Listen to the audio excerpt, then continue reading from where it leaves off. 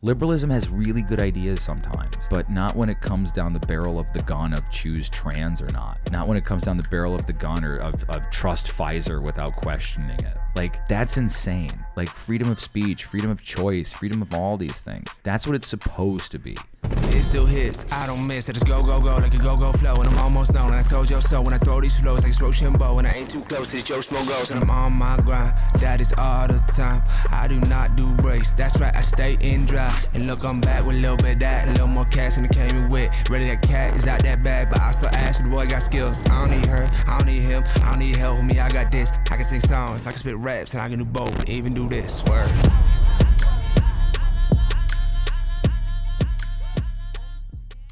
This episode is brought to you by Anthracite Pallet Solutions. Need reliable, durable pallets to keep your business moving? At Anthracite Pallet Solutions, we specialize in new and used 48x40 wooden pallets. Whether you're shipping, storing, or stacking, we offer high-quality pallets that keep your operations running smoothly. With our own fleet of trucks and trailers, we deliver on time, every time. And if warehouse space is a concern, our drop trailer services have you covered. From custom orders to large-scale deliveries, we're here to meet your every need with top-notch customer service and unbeatable prices. We're currently shipping within 2 hours of Scranton, Pennsylvania, including Pennsylvania, New York, New Jersey, and Maryland. Call us today at 570-606-9206 or inquire online at anthracitepallet.com and let us handle your pallet solutions. Anthracite Pallet Solutions, built to last. Designed to move.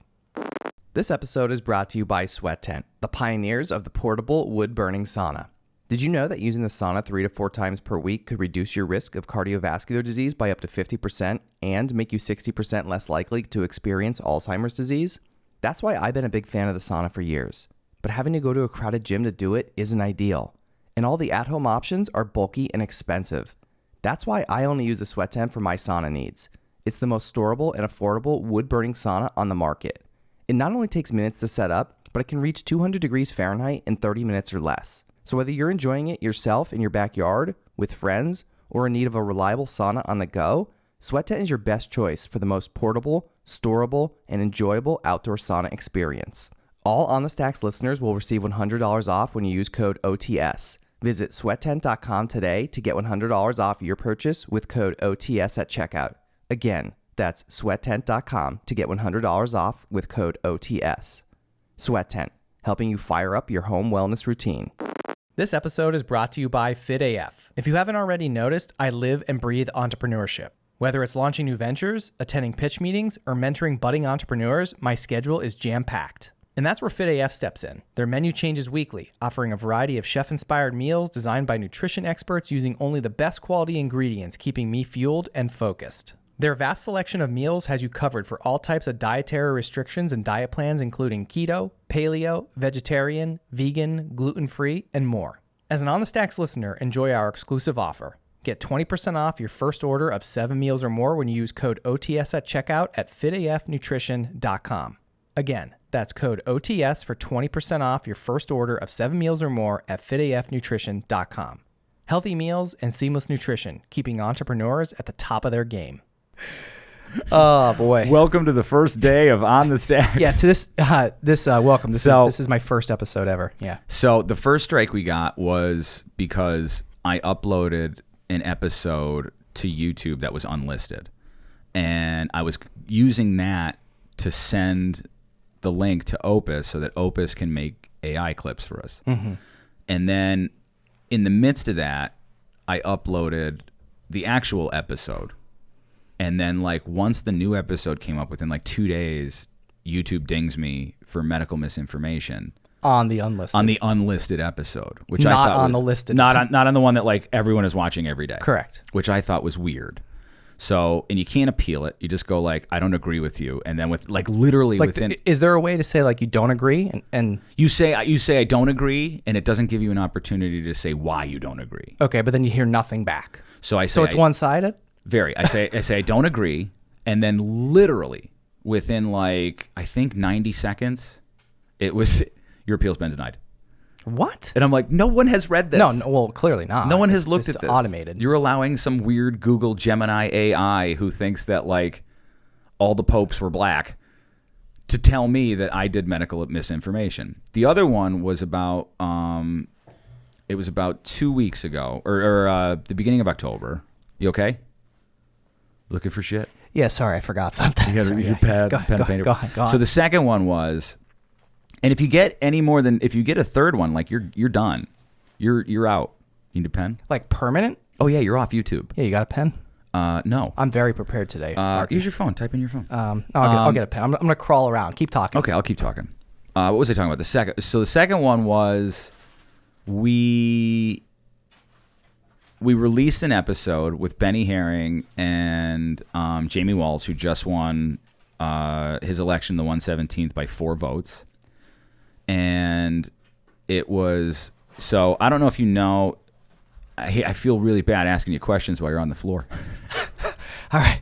Woo. So I'm back. Are Sorry. you back from Narnia? I'm back, yeah. I had to go real far for that. So Jamie and Benny, so Benny runs this group called Citizens Advisory of Pennsylvania. And what happened is that during all the COVID stuff, they got together and they started, it was a group of parents down at Lake Lehman, and they wanted to stand up for parental rights, because what they didn't think that they should be masking the kids and keeping them out of school and all that stuff, because they actually read science. So at one point in the conversation, I think it was Jamie mentioned that, like, we shouldn't mandate vaccinations on our school children, and we didn't agree with that, and we didn't want to do that, right? So that's one of the things we were fighting for. So I put it in Opus, and I don't pay attention to the title of the clip that Opus makes, and it says something about vaccines. That automatically gets posted to YouTube because I set the time. Oh, yeah. And then YouTube goes, ding, you got a second strike. Ooh. And I looked at it and I'm like, but the fucking episode is up. Like, you're not dinging the episode. You're dinging the clip from the episode. There was no editorializing it. There was none of that shit. And you guys ding me. So then you go, I want to appeal. And then, like, this one was like 30 seconds. Appeal denied. And I'm like, holy So this was strike shit. 2. That was strike 2. So we haven't uploaded to YouTube for like 4 weeks until last night. And we uploaded a new episode last night, which I know for a fact has nothing controversial in it. Yeah, so if you get another ding, we all know what's going on. But that's like, you can't have civil. Cheers, by the way. Can. Drink can. Yeah. You can't have civil discourse in this country without being honest. Even if I'm wrong, even if I'm like, hey, the moon's made of green cheese. You still got to have those people. I still should be able to say it without retribution. That's what free speech is, correct? That's what I always thought it was. Well, it is, yeah. Like when I was growing up, it was, when I was growing up. At some point it was. Well, when I was growing up, the ACLU, which is the American Civil Liberties Union, which fights aggressively for your rights, namely free speech and shit like that. I mean, I remember they defended the Nazi Party in Illinois. There's a town in Illinois. The Nazis wanted to have a parade, and the town said you can't have a parade, and the Nazi says this violates our civil rights. So the ACLU, and I forget the lawyer's name, man. He was like in Auschwitz, like this Wow, lawyer, yeah. right? And he goes, they have a right to do it. We have a right to disagree and not approve of what they're doing, but they have a right to have a parade. And it wasn't like 8,000 Nazis came out. It was like fucking 17 dudes and like their wives. Like, that's all it was. They wanted to wear the outfits, carry the flags, walk down the end of the street, and there was like nobody there. And they were like, okay, thanks. Like, you know what I mean? Like, yeah. I'm not for that. We shouldn't believe that. We shouldn't say that, like, oh, that's a good thing to be. But like, I look at it like, if you're gonna have a Nazi, I don't know why I'm going this way, but if you're gonna have a Nazi parade in your town, right? And I have children, I'm gonna take those children to that Nazi parade. Why am I gonna do that? Because I want you to go, look at that. We are not that. I could tell you as much as I want how bad that group is, or Right. how not good that group is, but I need you kids to see it. You have to see it to understand. You have to see it.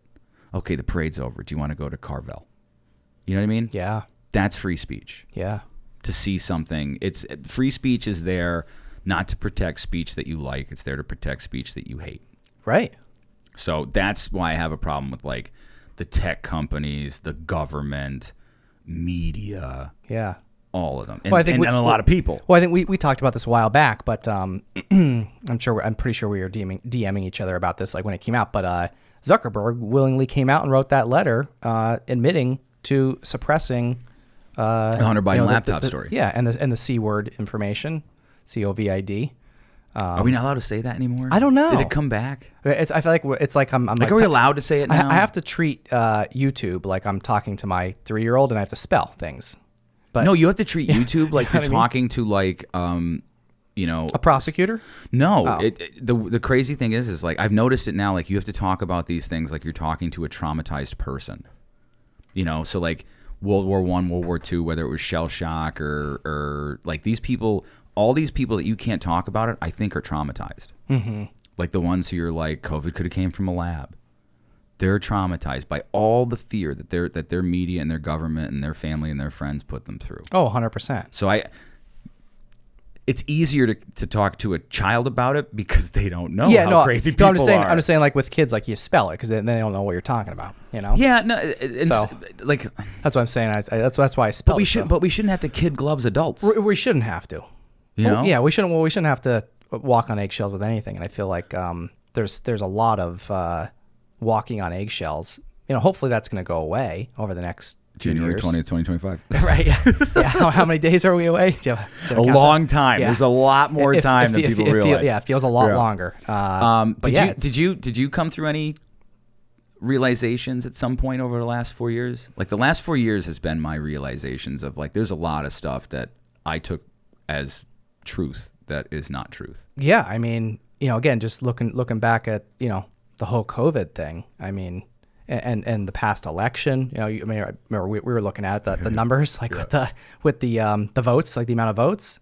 It's impossible, like stuff like that, and like the 2020 election. Yeah, right. Oh, so yeah, it's like, well, wait a second, like why is nobody talking about that? Because they don't want you to. Well, yeah, I mean, I think you and I know, but I'm just for people that might be watching and listening that maybe just don't get it. Because to be honest, at that time, I didn't get it. I wasn't paying attention, right, or paying attention enough. Sure. I'll say like I've always I don't think anybody actually loves politics, right? Maybe. You know what it is? It's just another form of reality TV now. Pretty much. Yeah. But I'll say, over the years, I've always been one to just definitely not talk about it. Not even in this, I'll say like over the years as this show has evolved and, as the content's evolved and as I have evolved, it opened my eyes and my brain to just having conversations, whether I agree with it or not. I mean, that's healthy and normal, but some people think otherwise, but anyway, but the point is that, I've started to, looking back on some things, I started to realize, well, wait a second, like that isn't normal. Those numbers don't add up. Mm-hmm. Like what's going on here? And of course, obviously all that gets suppressed. But anyway, I forget where we left off. But when I was saying like how Zuckerberg willingly came out and admitted, like, was you and I talking about that letter a while back? Remember when he sent that letter in?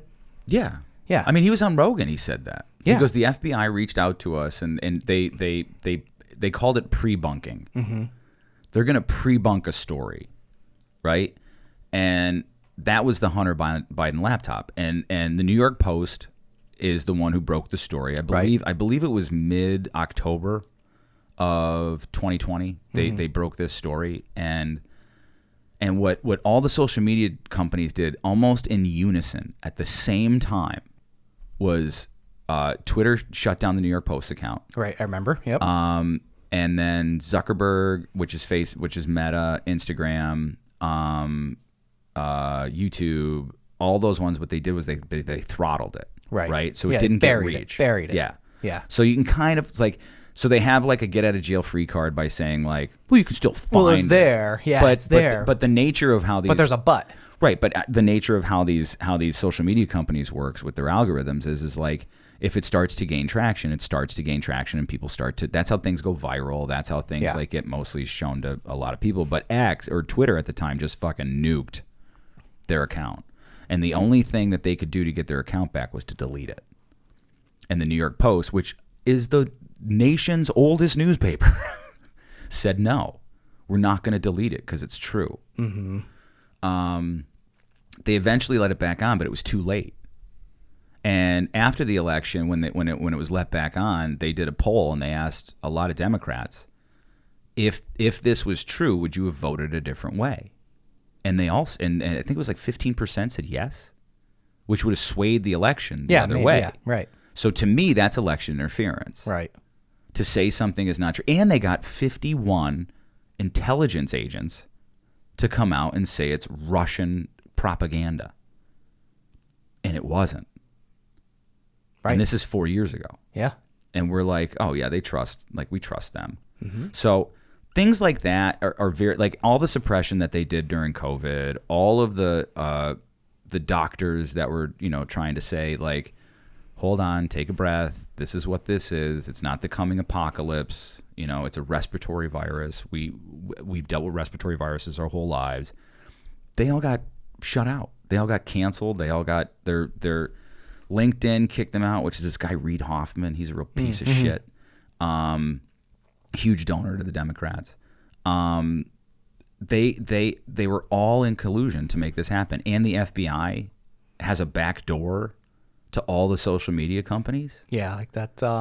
That's totally like if like in history class today, if it was like, and in World War II, the Nazis had to back door to all the social media companies so they could stifle it. We would all be like, that's fucked up. You can't that's do wrong. that. Yeah, right, exactly. Yeah. But when it's here, it's like, no, it's just to save people. Well, but not even that. I think so many people also just don't even believe that to even be true, that they have that access, but they do. They had it. Yeah, no, I'm saying like most people, most people won't even believe that though. And they're going to think, oh, they're lying. And that's the problem. Like, yeah, right. Like we as a culture and as a country have become so satiated with distractions and the dopamine shot in our brains by whatever we do that we're totally not paying attention to what's going on. And that's a scary thing because what it does is it reduces critical thinking. It reduces skepticism. It reduces your thinking in general. All of it. As an individual. Well, I mean, that could be the fluoride in the water and the processed foods and all that stuff, but that's the way we're at. I think right now it's really important for everybody, Democrat, Republican, it doesn't matter, to agree on a few simple things, and one of them is freedom of speech is absolute. You can't. I see people saying like, we should get rid of hate speech, or we should get rid of misinformation or malinformation or disinformation, and it's like, no, we shouldn't. We should not get rid of those things, because anybody who like in the history of the world, the people who have suppressed speech have never been the good guy. Same thing with weapons. In the history of the world, whoever is reigning over you, whoever removes the weapons is not the good guy. There is not one example in history that they take the weapons of the speech away from the people, and everyone's like, oh, this ended up great. This is normal. This is good. Yeah, we like him. We like that. No, yeah, it's the because you can't defend yourself as a human being. Exactly. And we don't think of ourselves as human beings anymore. We think of ourselves as like these collectives or these groups or these it's weird, these clubs that we're in, and we don't need to be in them. Like the club, like your club should be your wife and your kids. That's it. Outside of that club is like, your family, and then outside of that is friends and whatever. Sure. Don't ever let a fucking friend try to manipulate or get into your inside club, which is your family. That's the only club you should care about, instead of worried about like, oh, the bridge club's going to be mad at me like if I tell my kid he's not trans. Yeah. Do you know what I mean? Right. You can't live that life. You can't live in fear. You can't live in judgment. You can't. And it's all like, it's what somebody said it the other day. It's keeping up with the Joneses. Yeah. Like, I want my yard to look like that. I want this. And no one has any free thought anymore. They're all like these automatons who are we like, just keep doing it's just we follow that same cookie cutter mold. It's terrible. It is. And it leads to nothing but just misery for everybody. Fear. Yeah. Fear. And I'm a big fucking curious person about World War II. I always thought to myself, I'm like, so both my grandfathers fought in World War II. One fought in Europe, one fought in the Pacific. But I was always like, how do you convince an entire country to just do what Germany did in World War II? And after the war, there was this thing called the Nuremberg trials, and they had Goebbels on there, and Goebbels was like the head propagandist. And they said, how did you do it? And he goes, it's really easy. It doesn't matter whether it's Democrat. It doesn't matter whether it's fascism, communism, whatever monarchy, whatever form of government you have. Fear. You get the people to be afraid of a thing, and then you tell them that we are the only ones that can save you from this. And you just repeat and repeat and repeat and repeat. And then you go back and look at COVID. And it was just repeat, repeat, repeat, repeat. Here's the things that you have to do. You can't say that. You can't do this. All the medicines that were suggested was like, no, you can't. There's no treatment for COVID. And it's like, but there are. It's a multi-phase treatment. What's a multi-phase treatment? There's not one thing that fixes it. You have to take a couple of things because... Wait, weren't we supposed to start with these on? Oh, yeah, let's put those on. Do you want to put those on? I think we have to. I might run out of breath, but I'll try it, and then I'm gonna. Just until you pass out. Yeah, that's it. Yeah. All right. So, as we look like, what did I call us last time? Buckaroos. Buckaroos. Man, I got big old hair compared to you. You do. All right. Okay. Here we go. My mom wants everybody to see my eyes. Does she? I guess I have decent eyes.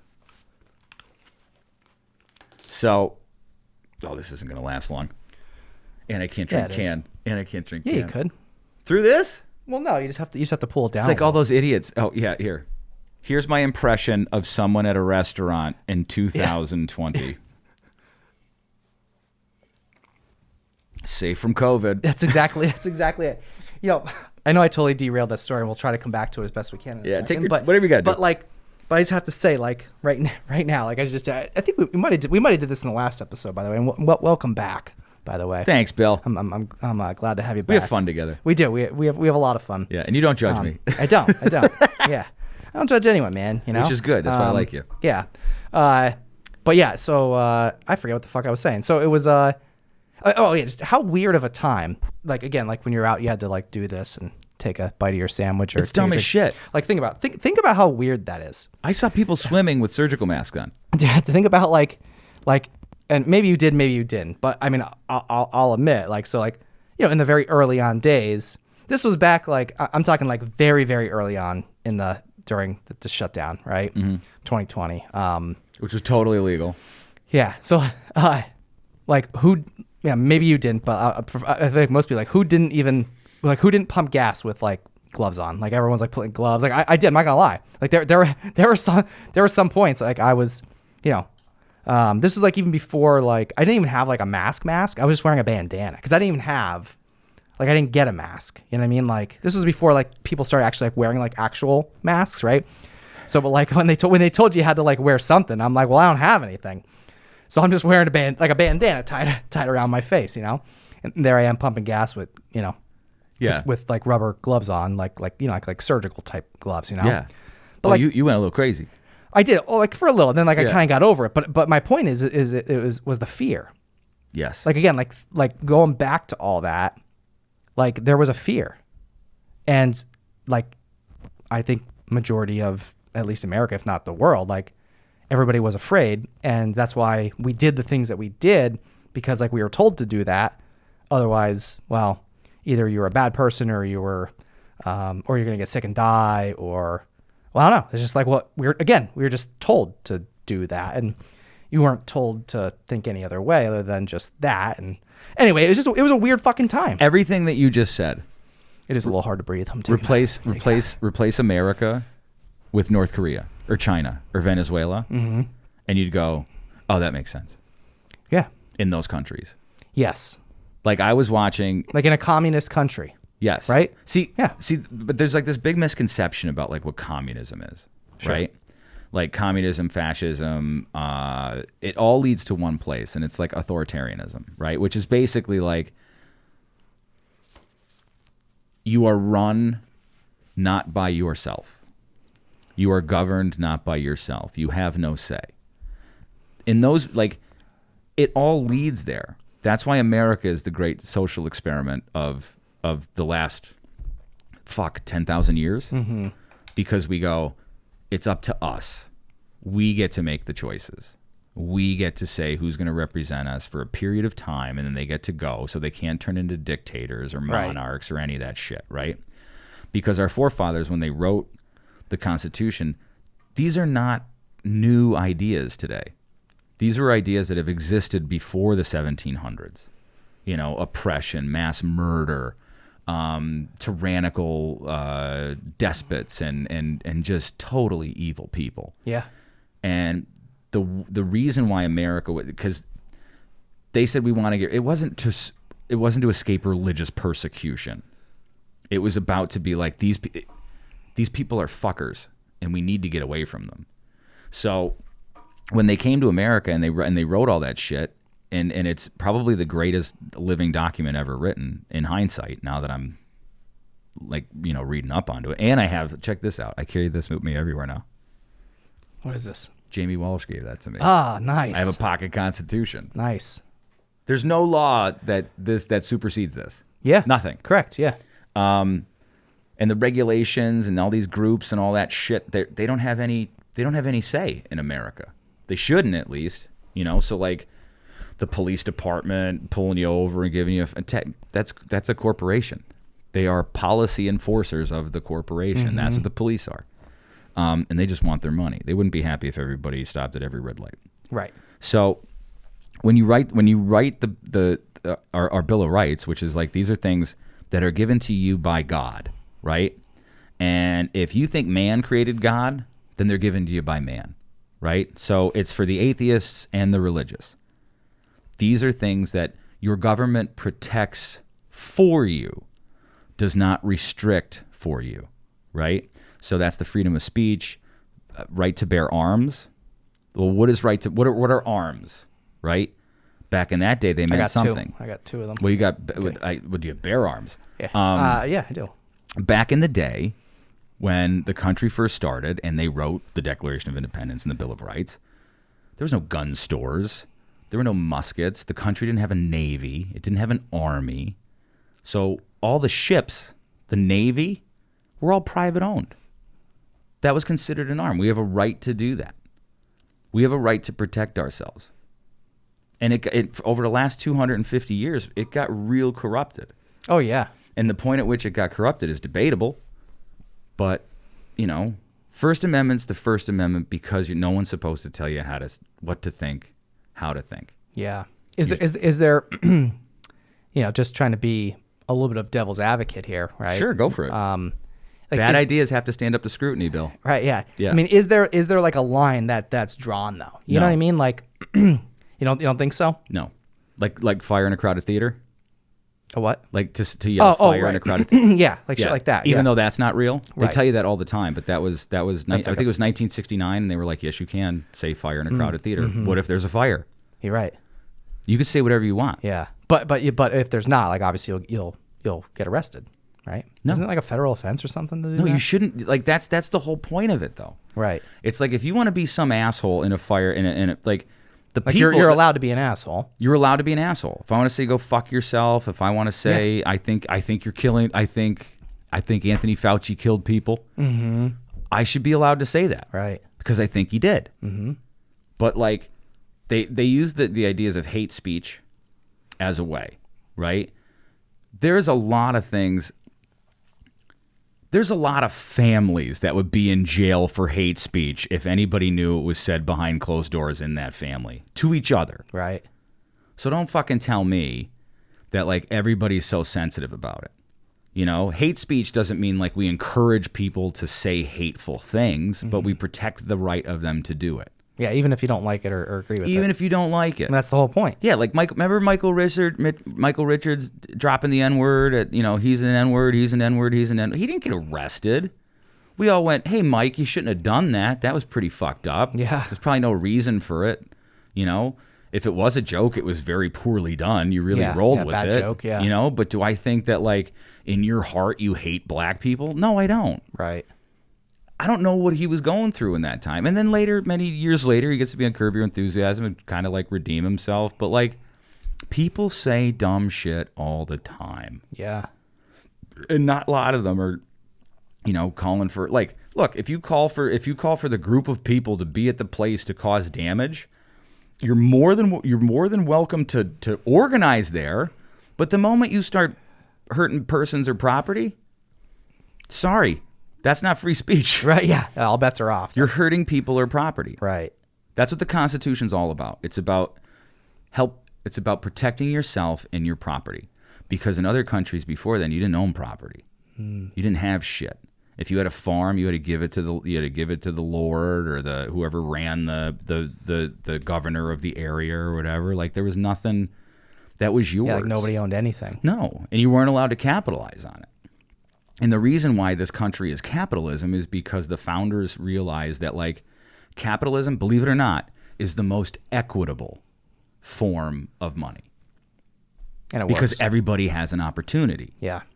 You know, you're not just a serf, and you're not just like, you know, how you be treated in North Korea. It's crazy. That's the important thing about here. We forgot all about that. One of my buddies, yeah. I ran into a guy. I ended up being friends with him. I don't know if he's like a 3-letter agency guy or whatever, but he's a nice guy. And I asked him one day, I said, what can we do to fix this? And he says, everybody needs to rediscover America again. Like, what does it mean? And I took him to heart for that. I said, what does it mean? How do you feel about? I just totally cut you off. You could always do that. It's called a conversation, Bill. But I don't know why it just kind of reminded me of this. But like you know, in the most recent election, with like the states that don't require. I'm curious in your opinion on this. The states that don't. I think you already know what I'm going to say. The states that don't require a government ID to vote are the ones she won. Yes, but -2. Right, but do you think that we should have to show an ID to vote in America? Let me ask you a question. When you go to a baseball game, do you have to show your ID? I don't think so. To pick up your tickets? Oh yeah. Actually, yeah. Okay. Yeah. When you go to the pot dispensary, do you have to show your ID? Yeah. When you go to the liquor store, do you have to show your ID? Yeah. When you go to the DMV, do you have to show your ID? Yep. There's 1,000 things that we don't think twice about showing ID. Mm-hmm. And the crazy part about it is they say that ID is racist. That's why they don't do it. Is that what they said? They say it's racist. Really? Yeah. I mean, I don't think I heard. I don't think I knew they say heard that, so. But Voter ID is racist because what it does Why? is it disenfranchises black people because black people Why? can't get IDs. That's what they say. they can't get IDs. Yeah. Why not? But then you because they say that they're poor and they have no transportation. Oh, right? Okay. But the problem is that every black person has an ID. How do you think they get like?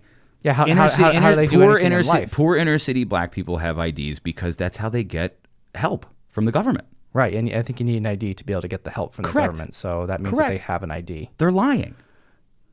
Yeah. I've talked to so many black people and I've seen videos of black people where it's like, hey, do you have an ID? And it's always like, why wouldn't I have an ID? Yeah. Right. Is it racist that you don't have? It's not racist because I do have an ID. Yeah, I would No one's say- trying to stop you from voting. Yeah. I mean, I would say there probably is obviously there's definitely a small percentage of people that probably don't have an idea, and I'm not even going to give a reason as to why they might not. Okay, but I'm just going to say that almost everybody has an ID, Pretty much. right? For the most part, and pretty much anyone that's going to vote has an ID. Mm-hmm. Like if you're going out to vote, like you most likely have an ID. You need an ID to get into the fucking club. You need an ID to do anything. Pretty nowadays. much. Like literally anything. Yes. Pretty much anything. Yeah. But did you get ID'd? At the polls? Yeah. No. Neither did I. Yeah, and also I didn't get a receipt. I got receipts. I got receipts at I just the polls. took pictures of the whole thing every single time. I got receipts for when you do your thing on the bottom, there's a little tear off, Okay. right? And that's your receipt. I had to feed a whole thing into a thing. Did you have to feed that into Yeah. the? So what it used to be is there used to be a tear off receipt at the bottom. I don't think there was. They Right. stopped doing it in like 2022 or 2021. I wonder why that is. I asked them. Because I asked that too. I like when I was because I wanted to make sure I didn't do it wrong, right? As I was, then I got thinking about the printer. I went over to the other thing, and before I put it in, I asked, hey, does it matter? Does it, I said, is this the Democrat machine or is that the Republican machine? I said, and she joked and laughed. I forget what she said, but I said, hey, all jokes aside, so I just seriously want to make sure that I'm doing this right. correctly so Yeah. that my vote counts. I'm not the guy fucking it up here. Yeah, yeah. She's like, yeah, no problem. Here it is. I'll help you whatever she put it. I'm like, is there anything? Do I get to keep? Do I get anything? Like, do I get like you said, like a receipt? I didn't say receipt, but I was like, is there anything that I get to keep to? And she said no. And I was just like, oh, okay. I didn't go any further or question it. But I was kind of surprised by that too. I did. What'd they say? I've been voting since I was 18 years old. I always got something. Yeah. I didn't even get a sticker this time. I'm pissed. Huh? Well, I'll get you a bunch. I didn't get the I voted sticker. I said, aren't I supposed to get a receipt? Oh, we're not giving out receipts because it's like gumming up the machines or whatever. And I was like, well, it's never gummed up the machines in like Before. over a decade. Yeah. And they're like, well, that's just what they told us down there, right? And you would think, it's, unless I'm in an alternate reality, Markie, which I don't. We might be. We might be. But it's 2024. Yeah. How the hell do we not have the systems, the technology, and the resources to just do this and do it right and make sure that everything's protected? Give us a friggin' receipt. Like, how? It's Florida was fully counted by 10 or 11 o'clock at night on election day. They're one of the top 10 most populous states in the country. Right. And if they can do it? So what happens is that the states are allowed to run their own elections, right? Whether it's federal, local, whatever, right? So real quick, going back to that story I was telling you about the receipt, right? I make a post on Facebook, right? Now, no one knows that I'm like, no one really knows that I'm not like a Republican. I'm just not a Democrat, right? So during that few months, so like the presidential election, we should make sure we clip that. What? You said I'm not. What did you say? I'm not a Republican, but I'm not a Democrat. Yeah, yeah. But I'm not an independent either, because I believe. Anyways. Yeah. So presidential election 2020, November, January 6th, 2021. That next election is May. So the primary is in May of 21, right? That's when they didn't have the receipt for me. And it was all the mail-in ballots started around that time too, which is another fucked up story about the mail-in ballots. So I do a post on Facebook, and I post this. Hey, did anyone else not get a receipt for their ballot? It's been something I've always gotten for like 25 years. And the comments start coming in. You're an election denier. You're like this, you're like that, right? Why, because you asked a question? Because I asked a question. Isn't it crazy how that works? Totally crazy. And I let them go, but then my DMs were people from all over the city saying that they asked the same question, and they were all given different answers than I was about why they don't get the receipt. Because it's the only way you know that you vote. Yeah. And that was the only thing that we knew beforehand. Like, we should have same day paper ballots. Yeah, like it should go in. It should be counted in the tally instantly. Yeah, instantly. And you know what? And I'll even make so that can't be altered. I'll even make the concession of election day is a national holiday. Okay, for people who can't get to the fucking voting booth, right? Yeah. We have had provisional ballots and overseas ballots prior because of military or vacations or whatever. Those have always been fine. When you open up the doors to you can vote for a month. Like perfect example, right? So there was somebody running for school board, not me, and it was like 2022, and they have the mail-in ballots, which is basically you get 30 days before election day to like vote. So you could vote like election day minus 30, or you can vote election day minus like 5, or you can vote on election day, right? Mm-hmm. Well, the Democrats were like, we need to just bank our votes and get them in early. So a lot of them voted election day minus 30. Well, shit happens with candidates in those 30 days, and you can't get that vote back. And there was a couple of candidates who did some really fucked up shit before that election, and no one was like, I need to take back. I need a do-over. Yeah. You don't get that. Yeah, it's too late. It's already been sent. I didn't even think of that. Oh, yeah. Like, this is not like, these are bad things. And this was put in, mail-in ballots were put in the state of Pennsylvania. And you'll never believe who approved it, the Republicans. The Republicans are the ones who approved it in November of 2019, a full 4 months before COVID hit. Why would they do that? Yeah, why would they do that? Why would they do that? The reason I heard is because it gets rid of straight ticket balloting. Because you used to be able to like circle the D and it was all Ds. Yeah, pull the lever one. Mm-hmm. So the Republicans, I don't know if they were in cahoots or whether they thought that it was really a pragmatic thing to do to get rid of just like straight voting. But nevertheless, they did it. So that is a huge fucking problem. Forgot to put my headphones back. I saw you. I must be riveting. Mark, this is my first. I knew something fell off. Why didn't you say something? I was just minutes. watching you. I'm like, something feels off. I thought you were Trump on Rogan. I didn't know what to say. Dude, I don't know. Where am I right now? So mail-in ballots. So Jimmy Carter, former President Jimmy Carter, who is now, God bless him, elderly as hell, but somehow manages to find his way to go to the polls and vote. Jimmy Carter they started up a commission to look into mail-in voting, right? And I think this was in like 2007, 2008. And what they found is that mail-in voting is the easiest way to cheat. The easiest way to cheat. Because you can't, there's like they'll say as much as they want, chain of custody. They'll say, safest, fairest election ever. I had a meeting after that election I was telling you about with the receipt that they didn't give me, right? And I had it with a lawyer. Yeah. And he's a conservative lawyer. And I'm having lunch with him, and he looks at me, and he asked me about the election, and I looked at him, and it was the local election. I said, you know what, man? I got questions about the results. And he espoused back freest and fairest elections ever. And I kind of went like, I just kept eating my salad, and I'm like, I'm not going to really convince this guy because he just doesn't want to know. Like, he's not even curious about it.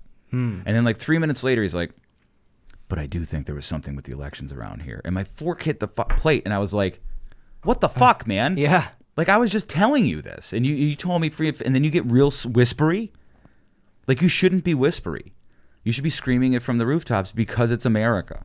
If you want to be like, Pam Anderson is the hottest fucking girl I've ever seen in my life on a street corner, you should. And you should also be able to say, I don't think the elections are really as legitimate as you tell us it is. Now, it's the degree of fuckery. What's the degree? You can't know the degree unless you look into it. And we're all told not to look into it. Right. That's the whole reason behind January 6th. You know what the reason behind January 6th was? No.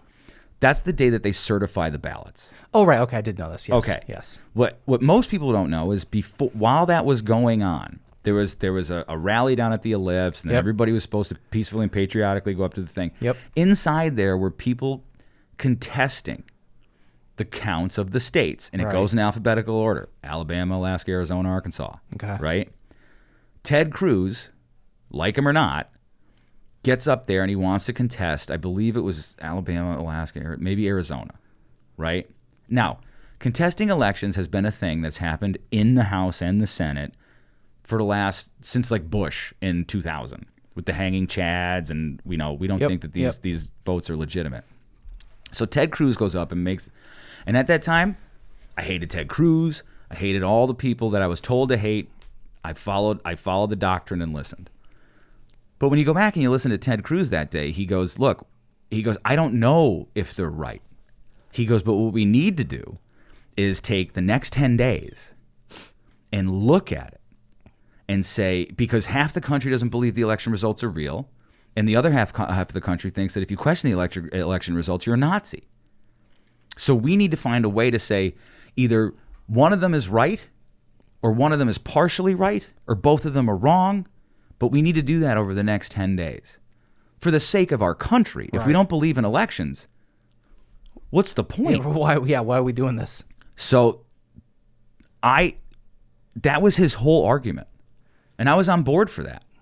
I was like, okay, if you don't believe, if half the country doesn't believe the elections, we need to either... That's a problem. We either need to fucking calm them down and have them believe it. Some of them probably aren't going to believe it anyways because they don't trust the government no matter what they do. Yeah. But the other ones, you got to be like, okay, whoa. You can't call it free and fair if it wasn't free and fair. And then the moment they get to the Capitol, which I have huge problems with what happened at the Capitol, not specifically with the Americans, with what happened at the Capitol. I have huge problems with that. Everybody gets evacuated. They think that everyone's coming to kill them, which they weren't. And the only thing that you can do when you come back from that recess of the riot at the Capitol, no one's going to question the vote now. No one's going to say, Ted Cruz ain't saying it no more. Ted Cruz is going to keep his mouth shut. It's over. Yeah. It's over. So that whole thing, like the whole beginning of like, we need to investigate this stuff to see what really happened, gets out the window. Yeah. Because of what happened that day. It's wild. I think it's all orchestrated. To some degree. I would agree. Yeah. You know? Yes. Yeah. To some degree, like you said, I wouldn't say like 100%. No, I don't think. I don't like. I think the people I think the people that were there. There's this great documentary on. About 2 days after. Do you mind if I talk about this, or am I boring you? Or? No. I love documentaries. So about like 2 days after January 6th, I was on a shoot the day of, and I have all my liberal friends like, this is what you signed up for. This is, you deserve it, right? And I'm like, fuck, like, I did I pick the wrong side? Did I do? So I waited 2 days, and then on YouTube had. You know what Cinema Verite is? Sounds familiar. Cinema Verite is like a documentary, but there's no narrator, there's no interviews. It's just like things as they happen in order. They'll give you time and place, and like that's about it. That's Cinema Verite.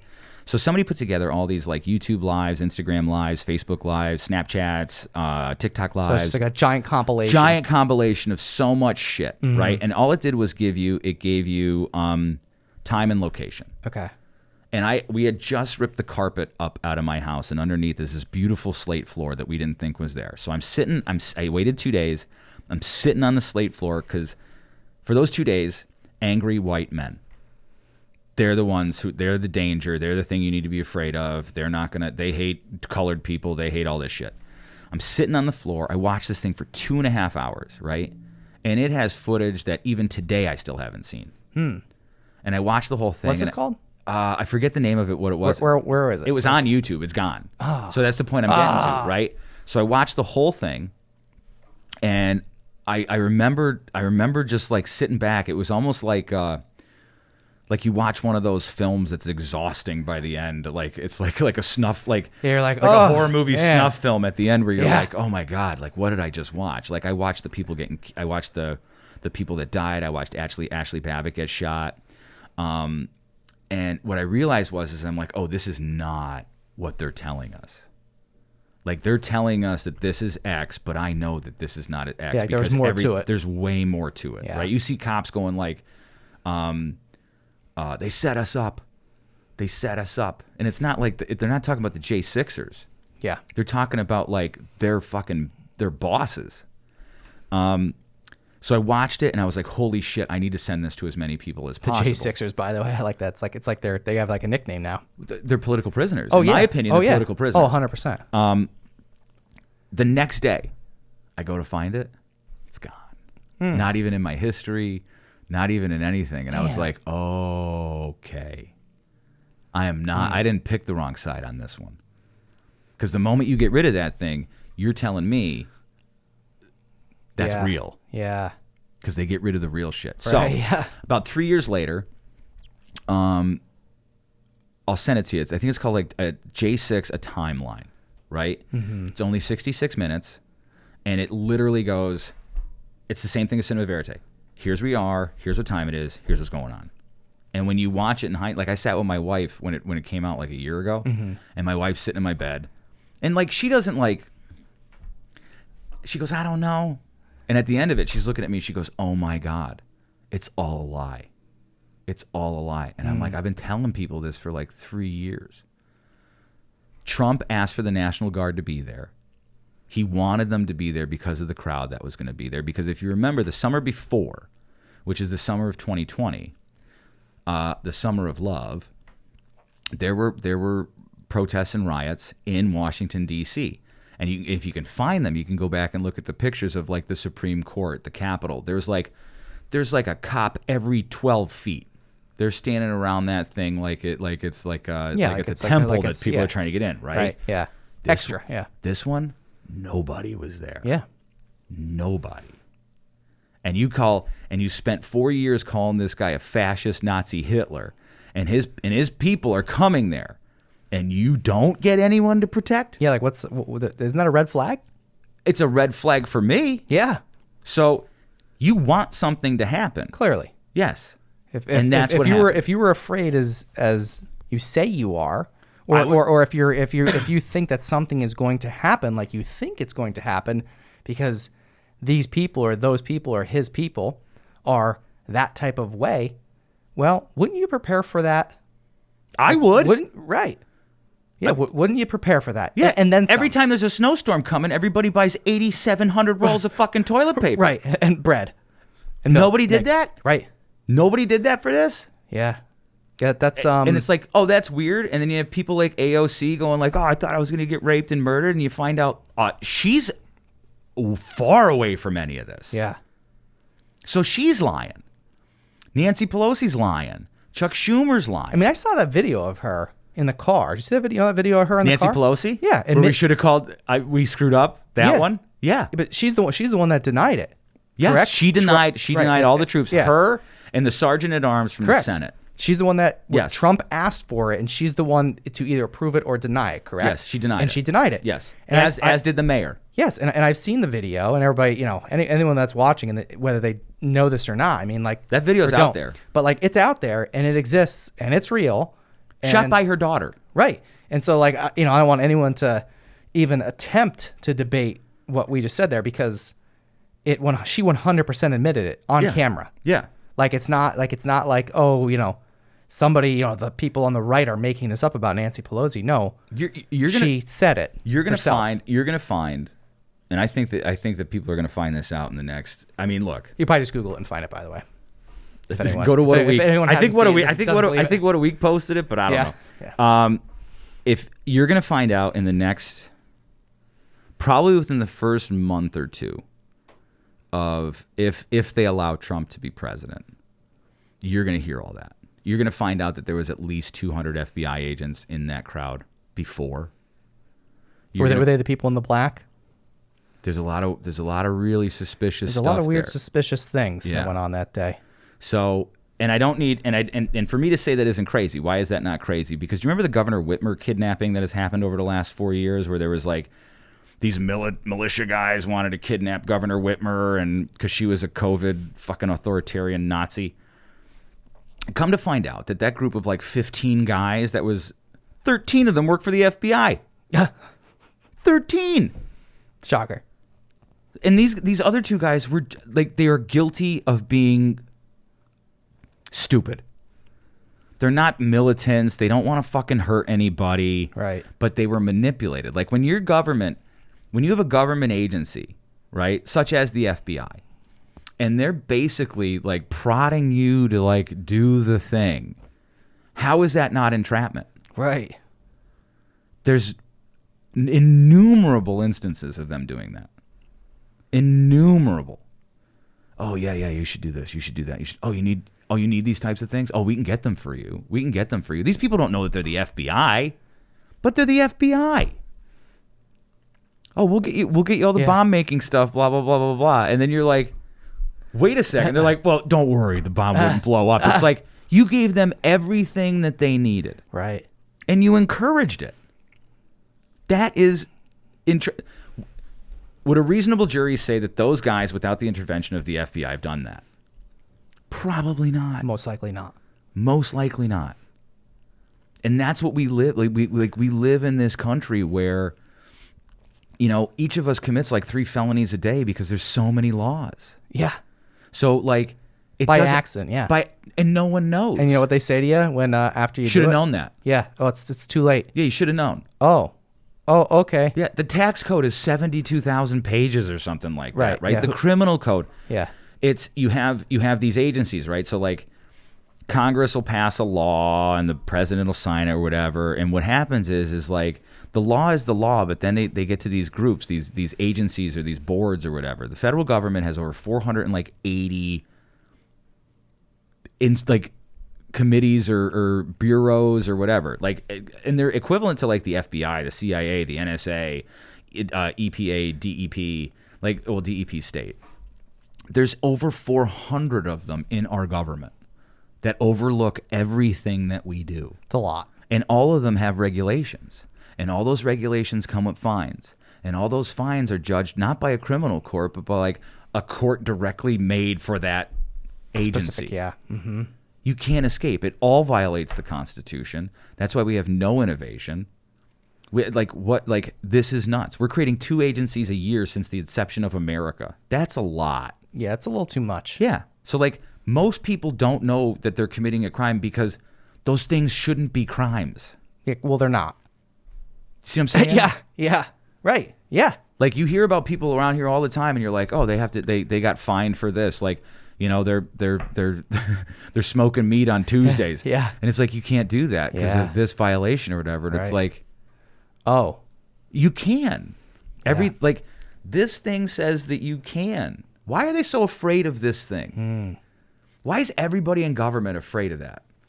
I don't know. They all claim that like, oh, because it's the one that gives it gives the people the power. It does, and that's the whole point.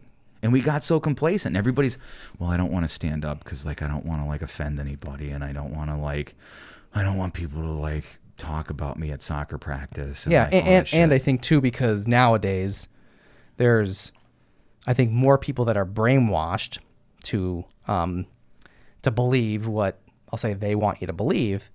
And there's less people, I'll say, that are able to think on their own, come to their own conclusions. And if you do that and speak about it, you're the bad guy. Well, what do you think brainwashing is? Like, how would you define it to someone who's like... I would say... How does it happen? Propaganda. From who? Well, it could be what? Could be anybody, but it's typically government. Yeah. Corporations. Corporations, government, just big agencies. Just do you know that have power over people? Do you know that propaganda is now legal in the United States? Yes. Okay. Yeah. A lot of people don't know that. They don't. In 1948, 1949, there was something signed called the Smith-Mundt Act. It was after the Nuremberg Codes, which was like, you know, when the Nazis were on trial going like, oh, you told all your people lies. Like, we can't do that. We can't if the First Amendment is what it is and you can't fuck with people's brains, there is no propaganda.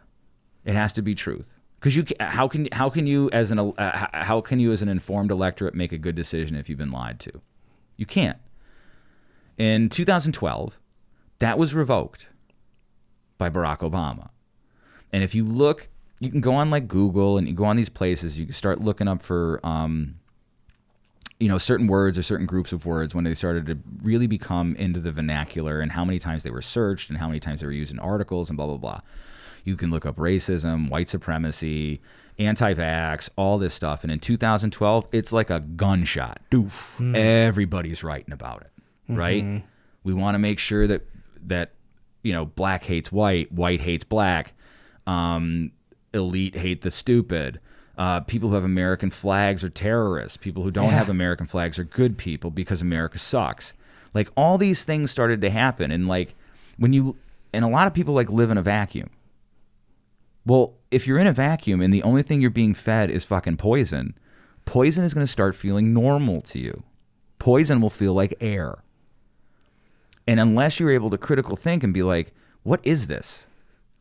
Then you're trapped. Yeah. And every day that you're in that vacuum, it's harder to get out. Yes. It's so hard to get out. It's like a drug addiction. Totally. It's like a what's a psychopathy? Right. Think of it like heroin. Well, what you're doing is you're traumatizing people. Yes. Right. And they become so used to it, they need it. And they can't live without it. You can't go visit your relatives for Thanksgiving, but if you want to go get lattice and new toilets at Lowe's, you can do that ad nauseum. You can't go. We're the two places that people talk. Bars and restaurants. Close those things down. Yep. And if you want to go back, you have to wear your mask over when you're standing, but when you're sitting, you could take it off. Yeah, like this. Yes. You can go like this with a can drink. And everybody went with it. Because these institutions have told us for decades, we are right. We are the gold standard. And most of them, I have zero faith in any of these institutions anymore. Zero faith. Zero faith in the CDC, NIH, NIAID, the Department of Justice, EPA, NOAA, which is the weather. I mean, it's just a litany of things that I just don't. Doctors, I have no faith in doctors anymore. None. 70-some% of them are employees.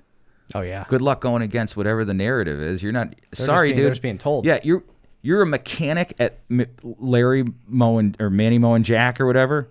You are not Manny, so you will shut the fuck up. Yeah. And that's how all these people are treated, and they're afraid. They don't want. I don't hate the doctor for choosing his child's college education over telling the truth, but I'll never forgive him. Do you know what I mean? Yeah. That's all these doctors. Yeah. And the 30 other % who are like, hey, we should look into this a little bit more than being like, do all this shit. Maybe there's a couple of things we can take to fight whatever this respiratory illness is. Yeah, it's kind of their job, isn't it? Science. Here's my favorite one. The science is settled. Science is never settled. No.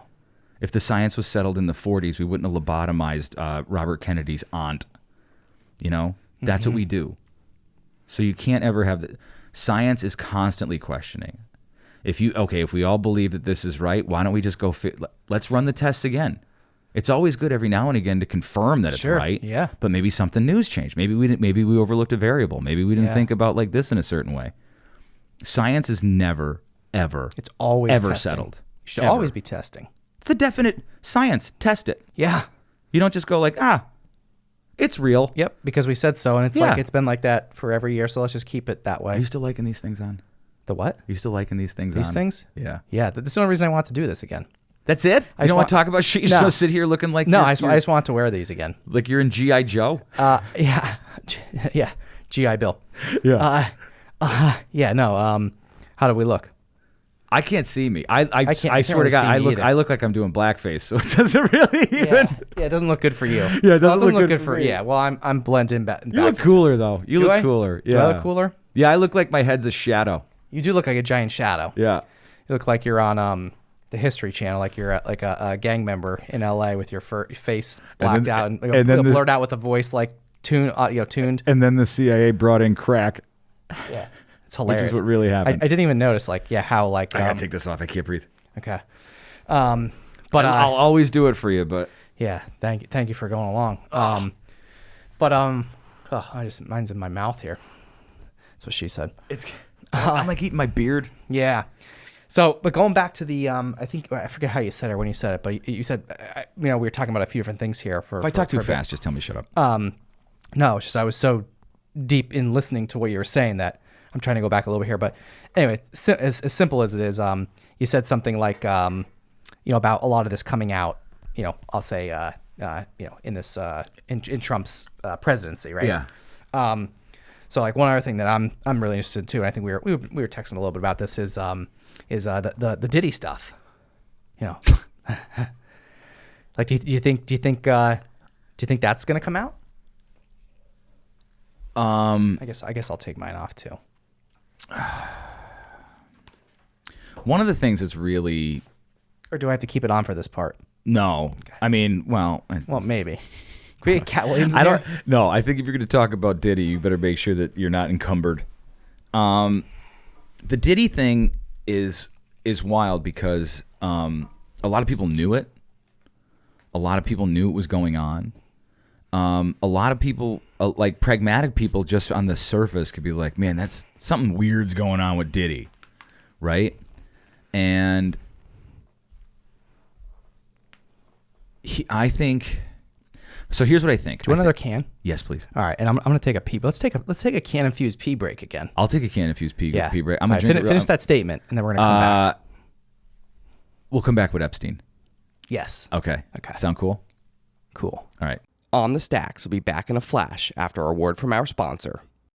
This episode is brought to you by Elevation Wellness, NEPA's premier wellness center located on Mundy Street in Wilkes-Barre. From pro athletes to busy parents, Elevation Wellness is leading the conversation when it comes to bettering your health through integrative medicine. Founded by NEPA native Louis Helmecke, Elevation Wellness offers physician-formulated and guided treatments that are administered by registered nurses. To learn more about how you can experience the benefits of IV vitamin therapy, multivitamin booster shots, non-invasive aesthetics, or peptide, NAD, red light, and compression therapy, visit elevation-wellness.com or follow them on Instagram at Elevation Wellness NEPA. All On the Stacks listeners will receive 10% off their first purchase with code STACKS at checkout.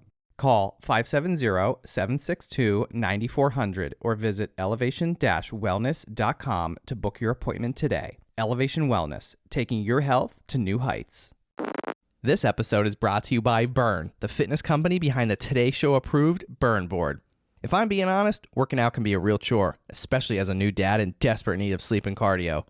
Burn is founded by NEPA native Jimmy T. Martin, and his Burn board offers a low-impact core and cardio experience unlike anything I've done before. They have hundreds of on-demand workouts that are great for beginners, seasoned athletes, and out-of-shape podcast hosts who love supporting small businesses. My wife and I use it pretty frequently throughout the week, and it's honestly a great way to burn a ton of calories without burning a ton of cash. Not to mention, it's a great tool for skiers, runners, wrestlers, and hockey players. Jimmy is offering all On the Stacks listeners 15% off when they use the code STACKS15. Visit theburn.com today to get 15% off your purchase with code STACKS15 at checkout. Again, that's theburn, THEBRRN.com to get 15% off your purchase with code STACKS15. It's time to get on board today with Burn. We drive the same roads you drive. We face the same danger you face. When you're involved in a car or a truck crash, it's personal. Because we live here and raise our families here. We're invested here. To learn more, visit Anzalone Law offices online at anzalonelaw.com. And now we're back on the stacks. Where were we? All right, Epstein and Diddy. We were at Diddy then Epstein, but before we go, we'll have to do a can infused cheers. We have to do the use code OTS. We get 20% off cannabis infused drink. I really is this Delta 8 or Delta 9? What is it? Niner. It's Delta 9? Yeah, that's the Niner. I'm a cacophony of citrus, spices, and all things nice. I screwed up. I can't. That's I can't. all right. I can't do a product read after I screw it up. No. All right. Cheers, bro. All right. Cheers. Yeah. Okay. All right. Here we go. This is for Diddy. Yeah, we'll having one for the homies here. Pour one out. Mm-hmm. So, so there's yeah, Diddy. Let's start with Diddy. So we have to go back though. We have to go. Diddy is a symptom of a bigger problem, and the problem is influence. Blackmail, extortion, stuff like that. Yeah. There are many smart people who think they'd probably put their life savings on it that Jeffrey Epstein was Mossad. So he worked for the Israelis, doing intelligence. Everybody that met him, Eric Weinstein's one of them. Do you know who Eric Weinstein is? Weinstein? Do you know Brett Weinstein? Did you ever hear him? I know the last name. Okay. Yeah. So he met him and you know, Epstein went in all these crazy circles, whether it was like politicians or business leaders, science, diplomacy. He was in all these weird circles, right? And he has all these different. No one knew how he made his money. Yeah, it's a big mystery. So then you go, okay, he has his island. He also has like a house in Chicago, a house in Florida, a house in New York. No one knows, you know, there's other places. They raid it. They've known about Epstein forever. He got caught. They let him out. Then they catch him again. And then they put him in jail. And then he gets, I think he got murdered.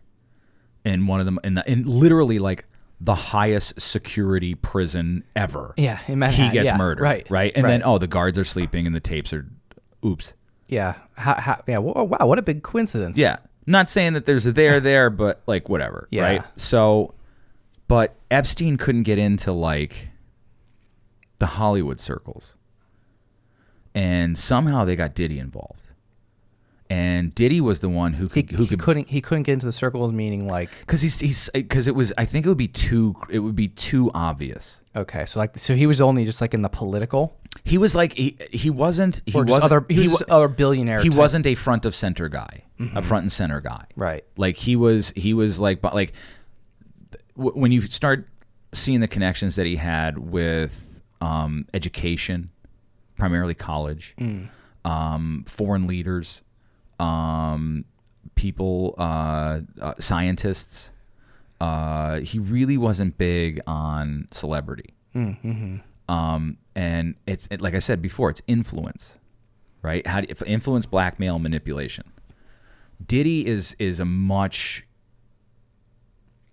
I think Diddy is as dark as Epstein. Oh, definitely. Or worse, but we really don't know. He's definitely the full dark. truth. I don't know if he's even darker, but you know when it comes to like I think like the line in the sand for everyone should be children, right? Definitely. And there's a lot of people coming out now that like said that Diddy was harming kids as young as 9, right? So in my like I don't advocate violence for anybody, against anybody, for the most part. But people like Diddy should get 2 in the chest and 1 in the head. I think there's a lot of parents that'll agree with that. I think there's a lot of Americans that'll agree with that. Yeah. The problem is like, we have to know how far his stuff went. Yeah. You know, there was a meme that I got the other day, and I just want to read it because it's just so funny. Like, I think memes now are like the highest form of literature for us to understand it. Here. Pretty much. Yeah. Yeah. More squirrels and raccoons have been arrested than anyone on Epstein's client list. Oh, yeah. I think I saw that. Did you post that? I think I posted Okay, it. that's where I saw it then. Like, that's fucked up. Ghislaine Maxwell, like, she's a piece of shit, too. How does she go to jail, but no one who paid for that go to jail? Yeah. How does no one do you know why? Because it's politicians.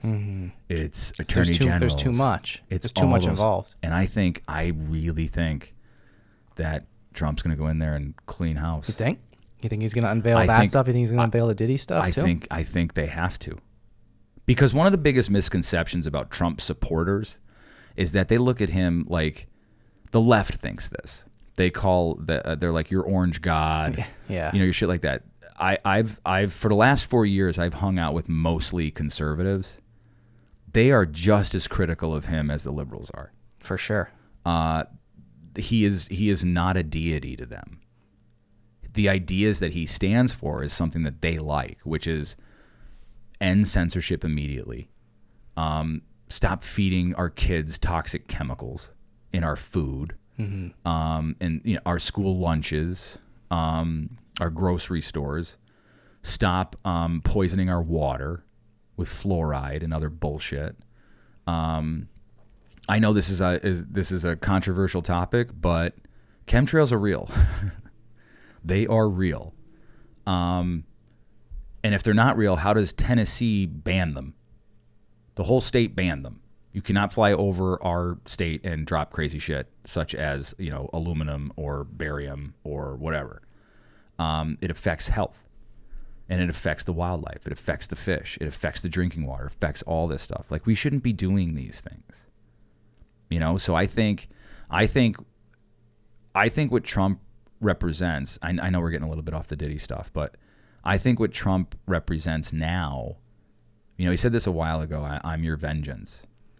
And for every kid who's been hurt by a vaccine, every kid who's been, harmed by illegal immigration or any of that, the overreach, farmers who've had their farms shut down for stupidest reasons. One of the reasons why Trump won Pennsylvania is because they raided an Amish farm. And the Amish, who historically do not get involved in politics, were like, nope, we're in. Yeah, I saw that. This can't be the guy. Yeah. And he needs to deregulate. Your milk, when you go to the grocery store and you get your milk, your Crowley's milk or whatever you want it to be, it's entirely possible that there's 1,000 different cow's milk in that milk. And they call it fortified. Do you know what that is? I don't know. So they take the milk, they throw it in this massive vat all this milk from all over, throw it in a massive vat, and they pasteurize it, right? which means that they boil it to a degree that nothing survives in there. Not even good bacteria, not even nutrients, not anything. So then after that's done, they put the vitamins and minerals back into it. Where did they get it? In a lab. I don't know. So that's fortified milk. Now I started drinking about 3 years ago. I started drinking just raw milk. It's amazing. Are you all right? How you doing? I've died 17 times. I could tell. Yeah, so you're dead. You're here in spirit, right? You feel better. It tastes better. And the thing about milk is that like after like 4 or 5 days, it goes bad. The store-bought milk is like, like 2 weeks? A few weeks? Yeah. Yeah. Like you're in your mid-30s? Yeah, I'm 35. Okay. When you grew up, how long did bread last? Not long. How long does it last now? A lot longer. Isn't that weird? Yeah. What are they putting in there to make it last that long? Everything. Why it's not just bread, it's everything. Why are we as a country allowing all these chemicals in our food that other countries don't allow? Yeah. What do those chemicals do? Nothing good. Yeah. I meet so many parents now where it's like, oh yeah, my daughter can't have red dye. And I'm like, what?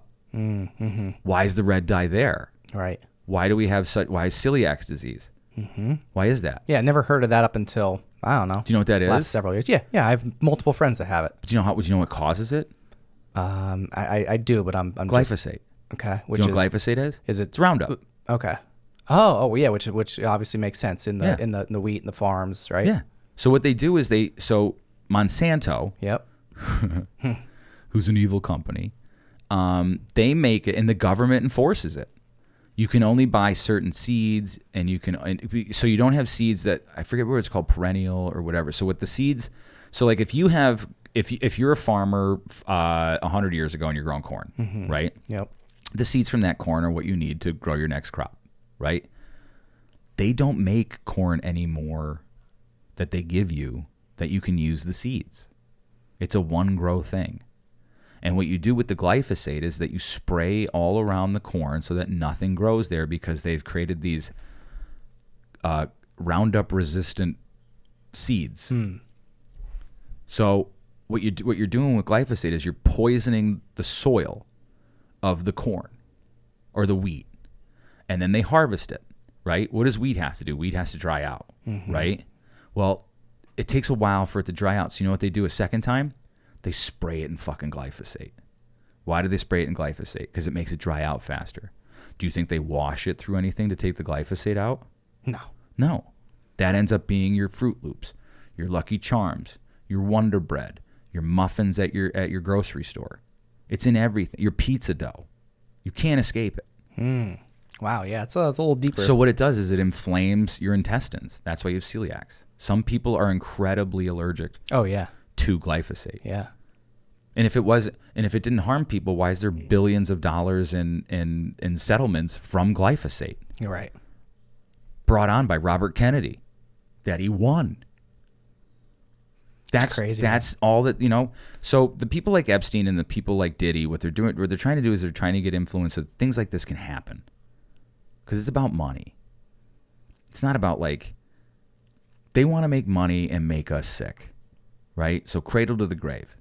You make people sick, cradle to the grave. You're always going to buy a product from them.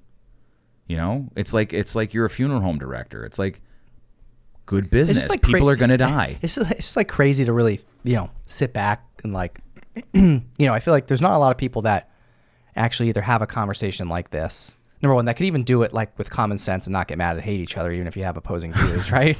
First of all, right? Yeah. But just having this conversation, when you really sit back and kind of just look at yourself for a second and just look at, hey, we're having this, we're talking about this. When you really start to say these things out loud and talk about it, it's kind of mind blowing. I mean, it's probably more than mind blowing. You know what it is? It's and it just makes me think. Again, I know this is I could be going totally left field here with this, but it just really makes me think how does because I really think that there's really not a real big group of people that are pulling the strings and running the show, right? It's not big, right? Right. It's not, but it's just I almost can't even comprehend the fact that that's actually happening, or that happened, or that this has happened, and to think that these people whomever, right?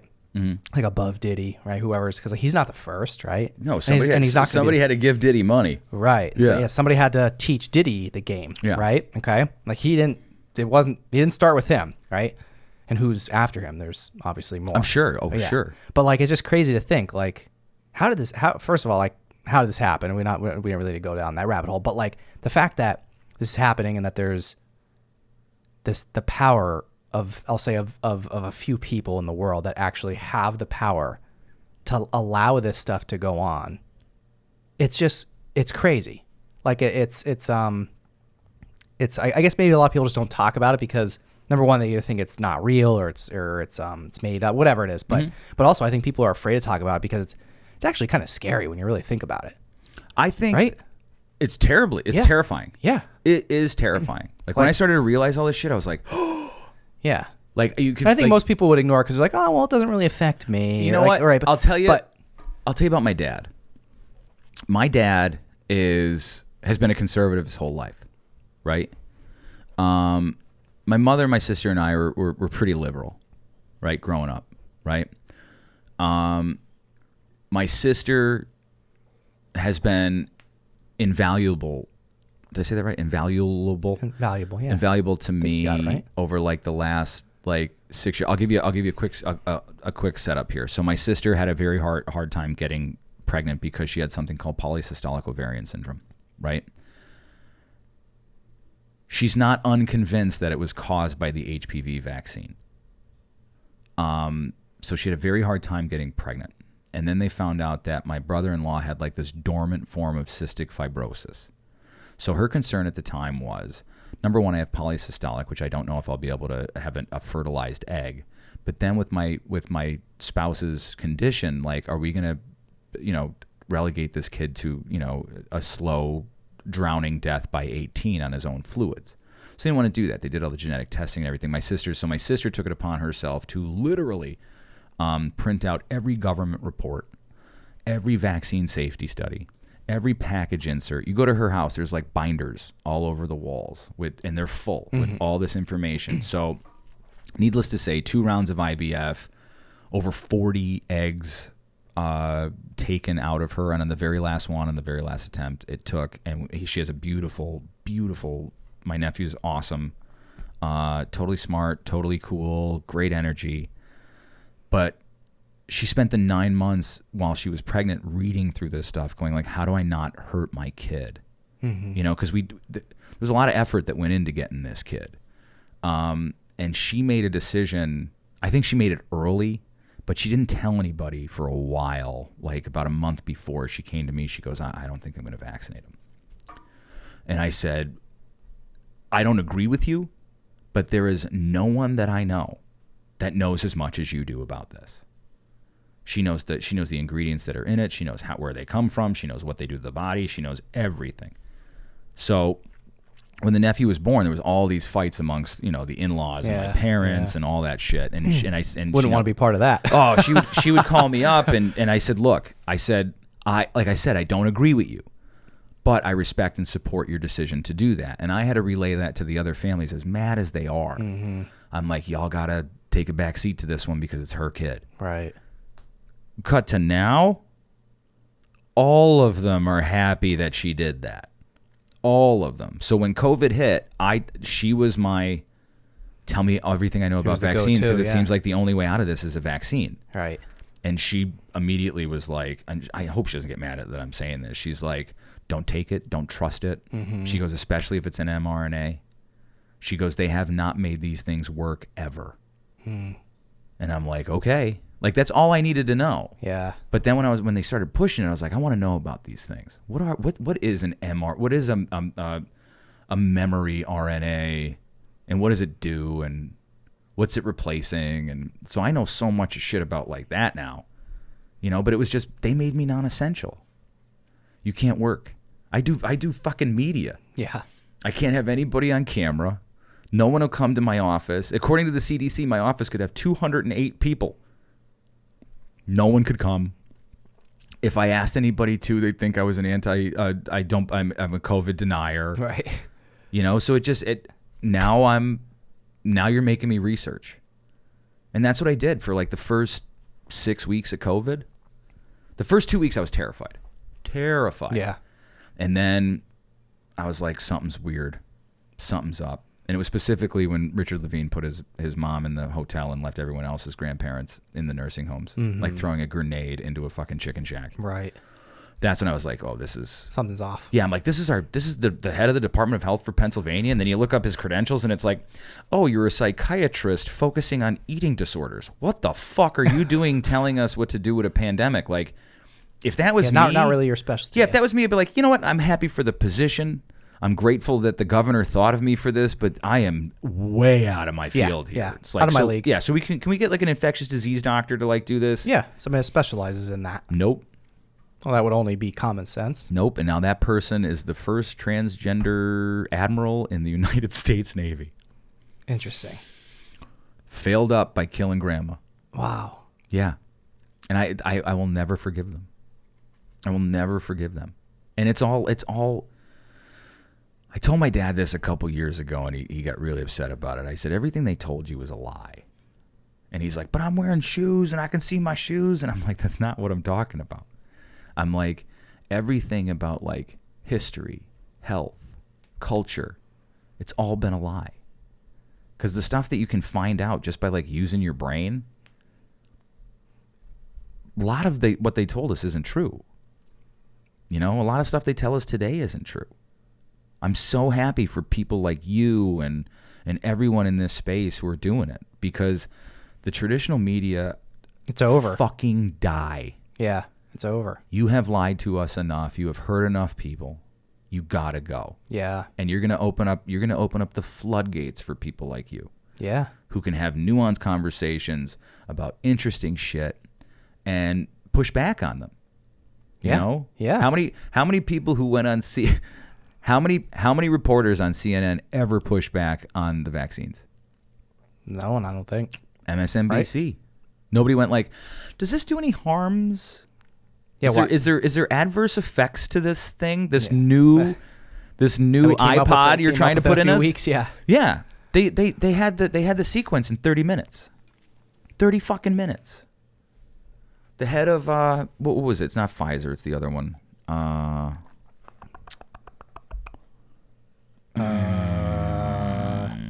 There was two mRNA and one live attenuated, which was the Johnson one. Not Pfizer and not Johnson. That guy came out. He's like, he's on a podcast. Oh yes, we had the sequence in 30 minutes, and then we just started making it. And it's like, what the fuck? Sorry, I'm trying to look it up. I've never told this story before. I was in Florida last January, right? And my family lived. My mom and my dad bought like this townhouse in Fort Myers, Florida, and it's like a community. They have like their town square. They have like the gym there. They have a beautiful pool. They have a workout room. You can get your hair cut. There's a theater. There's a restaurant, ice cream parlor, event space, and it's all gated. And Moderna, the Moderna CEO came out and said that. I just found it. Sorry. Can't believe I forgot it. Me too. I was like, oh my God. So my wife goes down for 2 weeks every year. I go down for a week. I'm sitting outside. They were doing karaoke at the event space. So it's like everybody's like in their 50s and 60s, and they're all in there singing karaoke, and I smoke pot. So I'm just like, all right, I'm going to go outside, smoke a joint, and smoke a cigarette. And I'm sitting out there, and this guy comes out, and he wants to bum a light from me, right? And I'm a nice guy, bum the light, and he goes, we start to talking.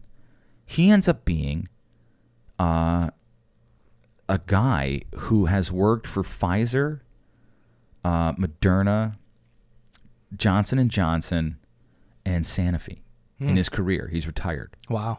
Right? And he starts, and I start asking him questions, and I don't want to be like, hey, it's a scamdemic or whatever, but I start asking like questions that wouldn't seem suspicious, and maybe he can answer them. Yeah, just so that you wouldn't try to, you wouldn't feel like you're tipping him off to give you a one-sided. So he starts talking, and he's a little half in the bag. And I always thought that like drunk people, it's like drunken words, sober thoughts. Yeah. Yeah. So he says like one thing, And I went and like somehow it sparked in my mind. I'm like, you got to record this. So I looked like I had a text, tapped the voice memo, hit record, popped it down, right? He goes on to tell me this story about how in like 2018, 2019, he was part of a group that were setting up basically like secret biolabs. And I'm like, what? He goes, yeah, we were, I don't even know what they were. I don't know what they were for. He's like, but once COVID kind of hit, I knew that like they had something already set up. Oh, so this was like in the making for years. Yeah, this guy's like, this guy's like hardcore. Like, I love pharma, and I'll send you the recording with this so you can listen to it. He starts to tell me about how he got 2 Pfizer shots and a booster, and then right after that, his heart got weird. And he thinks it's from that. But it's all better now. Why is it better now? It's not. But why did he think it was better? Because they told him it was. Who? Like I'm assuming his doctor. Like a cardiologist. I'm assuming so. Okay. It's not. Okay. If you look back into the history of mRNA, all of the doctors that worked on this, and now this has been a technology that they've been trying to use since like the late 80s. That's when, do you know Robert Malone? Did you ever hear of Robert Malone? No, he's a just doctor. Sylvester. Not Stallone. as good as Robert, although Stallone is probably a better actor. Yeah. So the thing about mRNA, and this is the thing that scares the shit out of me, especially to repeat it, is that when they were doing the trials on it with chimpanzees, none of the chimpanzees lived past 5 years. Like after taking it. After taking the mRNA. So 2025, is this it for us? Or I hope not. I hope none of it's real. I hope all of it's fucking bullshit. But unless people start like changing their diets and shit, yeah, that's what I think. Now, here's the thing. I don't know what they injected in everybody. You can't test for it. There's no test to be like, oh, I got the polio vaccine. Oh, I got the MMR vaccine. Oh, I got the DTaP. Like, if I wanted to know if you had the DTaP, there's nothing I can do to say you got the DTaP. So the questions that I was asking this guy in Florida were, do you think it's possible that they could have ramped up production on that stuff in as short enough a time to get that many doses out to billions of people? And he goes, no. He goes, you can't do it that fast. Like it would have to take it would be a significant amount more time. Okay, so let's say can. Yep. And we're not, can is a great product. We're not using can as a negative to what I'm talking about here. So But we if love can. But if can said, hey, we have all of our factories that make all of our different brands. So like, let's say Factory 1 makes this yellow can. I know they have different types of cans. Factory 2 makes the other can. We want to do another can, so we're going to have to open up Factory 3. Sure. Right? Yeah.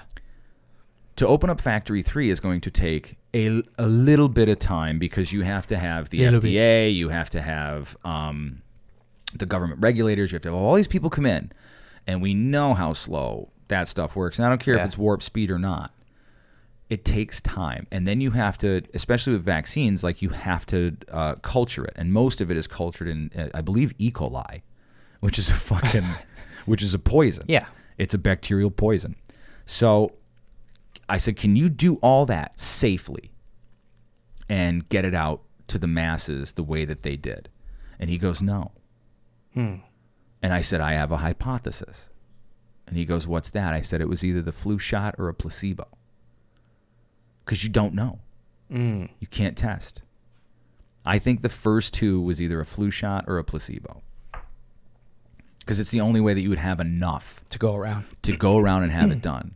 And there's examples like this throughout history of products where it's like, hey, that wasn't the real one. Yeah. You know what I mean? We gave you the what Yeah, we oh, thought by it the was. way. Yeah. Oh, by the way. By the way. And on top of that too was, I'm like, okay, so the approved vaccine was not the vaccine given to people. So when the FDA approved the vaccine, that is not the vaccine that people were given. Most people don't know that. what they approved was something called community, and that's not what people got. So what did they get? I don't know. We don't know. There's no test. It's a crazy thing to say, but you don't know what it is. And I don't know. Pharmacists, doctors, there's no way for them to test it. They weren't allowed to test it. Doctors were not allowed to be like, what is in this? Now, some doctors got their hands on it, and they started looking into it, and they're like, man, this is some weird shit. This is some weird shit. And that's like, why can't we ask those questions? Right. Like, why can't we on like 60 Minutes be like, Yeah, let's all talk right, here about we it. are in the lab. Let's go over it. We're going to dump this into the Petri dish. Let's see what's in it. Yeah, we're going to get the microscope Live. and maybe even electron microscope, and we're Yeah. going to see what's in there. Yeah, let's all look at it and talk Yeah. about it. And Break we'll it down. Break it down. Break it down. And they have you heard anybody do No. that yet? No, they're not going to. Do you have any idea what's in any vaccines? No. Most people don't. No. And they just take it. It saves lives. Yeah. Well, it's fear. It was fear. It's always fear. Everybody. Just about everybody, right? I mean, pretty much. I mean, it's I can't believe I think that's what, like, I think now I think people are trying their best to get rid of fear. I think people right now are trying to be, that was one of the questions I asked myself. What am I afraid of and why? I was afraid of Donald Trump. Why was I afraid of Donald Trump? Oh, he's a white supremacist. Oh, and then I watched the Charlottesville press conference where the good people on both sides, and then like a minute before he's like, I denounce white supremacy in all shapes and forms, and a minute after he's like, I denounce white supremacy in all shapes and forms, and I'm like, that doesn't sound like something the KKK leader would say. right. And then I go through and I look at all, and I'm like, the problem with the liberals is the liberals think they know what's in people's hearts, and they assume what's in their hearts, and they assume that it's hate, and they assume that it's bad, and it's not. It's not. There's a lot of assumption going on. That's all it is. It's all based off of emotion. Yeah. You have to look at this world like a Vulcan. You have to look at this world like Spock. Jim's the emotional one, Captain Kirk's the emotional one, and Spock is the one who like does that compute. And we have to be a little bit more pragmatic. We have to be a little bit more productive and not reductive. Like, the things we should all look for is like, I need to eliminate suspects. If I have if there's something that's real fishy to me, I need to eliminate suspects. And some of it is like, they say COVID didn't come from a lab. Maybe it did, maybe it didn't. Let me see if I can discern. Let me see if I can count the Wuhan Institute of Virology Out. out. Right. Yeah. Let's determine that. Oh, first. I can't. Okay. Well, then there's a possibility. Then it's okay to say that there's a possibility. Correct. What Yes. are you seeing with like people, like, are you seeing people in your sphere like start to go like, hey, something's not right? I think so. I think most people are just afraid to talk about it, even in private setting, even not on a camera in front of a mic like we're doing right now. I think this is the most important thing we can do, Bill. No, I know. No, I'm saying other people. Yeah. Like most people wouldn't even do this off camera or have these types of Do you conversations. find that? I do. I think because people don't want to get into arguments. People, and I think people are just, well, a lot of people I think are misinformed. Yeah. We all are to a degree, one way or another, and not blaming just the media or anyone. Sure. But You can blame local media too. right. But I think people are just really misinformed, partly brainwashed, as I said earlier, and they're just afraid. People are just afraid, and when they're afraid, most people do nothing. Majority of people do nothing when they're afraid. That's what you do. At least I'll say majority of people.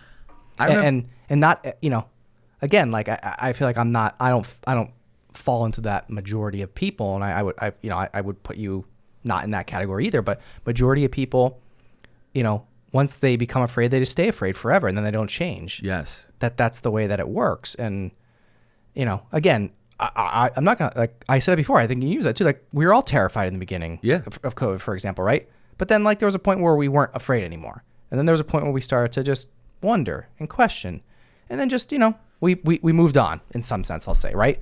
But I think people are just afraid, and I think people are even, I'll say the same people that are afraid now are still afraid and are more afraid because I think people are actually afraid of the truth.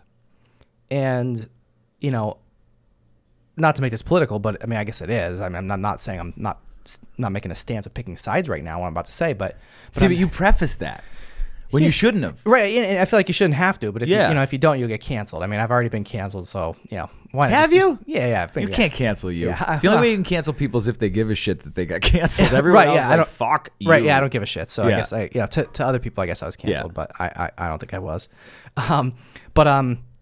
I forget where I was going with it. interrupted This you, but is canceled, the truth. Okay, so I'll say I'm just gonna use Elon Musk as an example.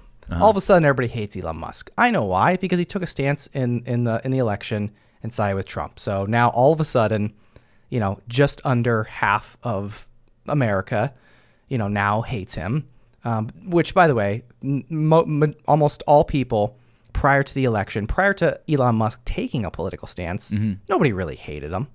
People didn't really, you know, was he talked about? Sure, 100%. You know, I mean, obviously, look at what he's been doing over the last, you know, well, forever, but over the last several years, he's made significant advancements in all the things that he's doing, not just the cars, but the rockets and everything else. But it's, I think, you know, when people see somebody like him, who's intelligent as he is, and with the get it done, take action, find and seek the truth type attitude, people are afraid of them because the people that are afraid are going to hear the truth, and they don't want to hear the truth. I think that's how, and by the way, like everybody's like, you know, just over the last, you know, few weeks, obviously, like, you know, with the, I mean, first of all, Are you getting shit lately?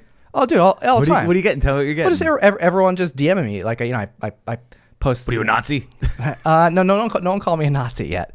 But people just like are questioning, like, you know, I had one person like reply to a story of mine. I had something on Elon, had nothing. I don't think it had anything to do with the election. Yeah.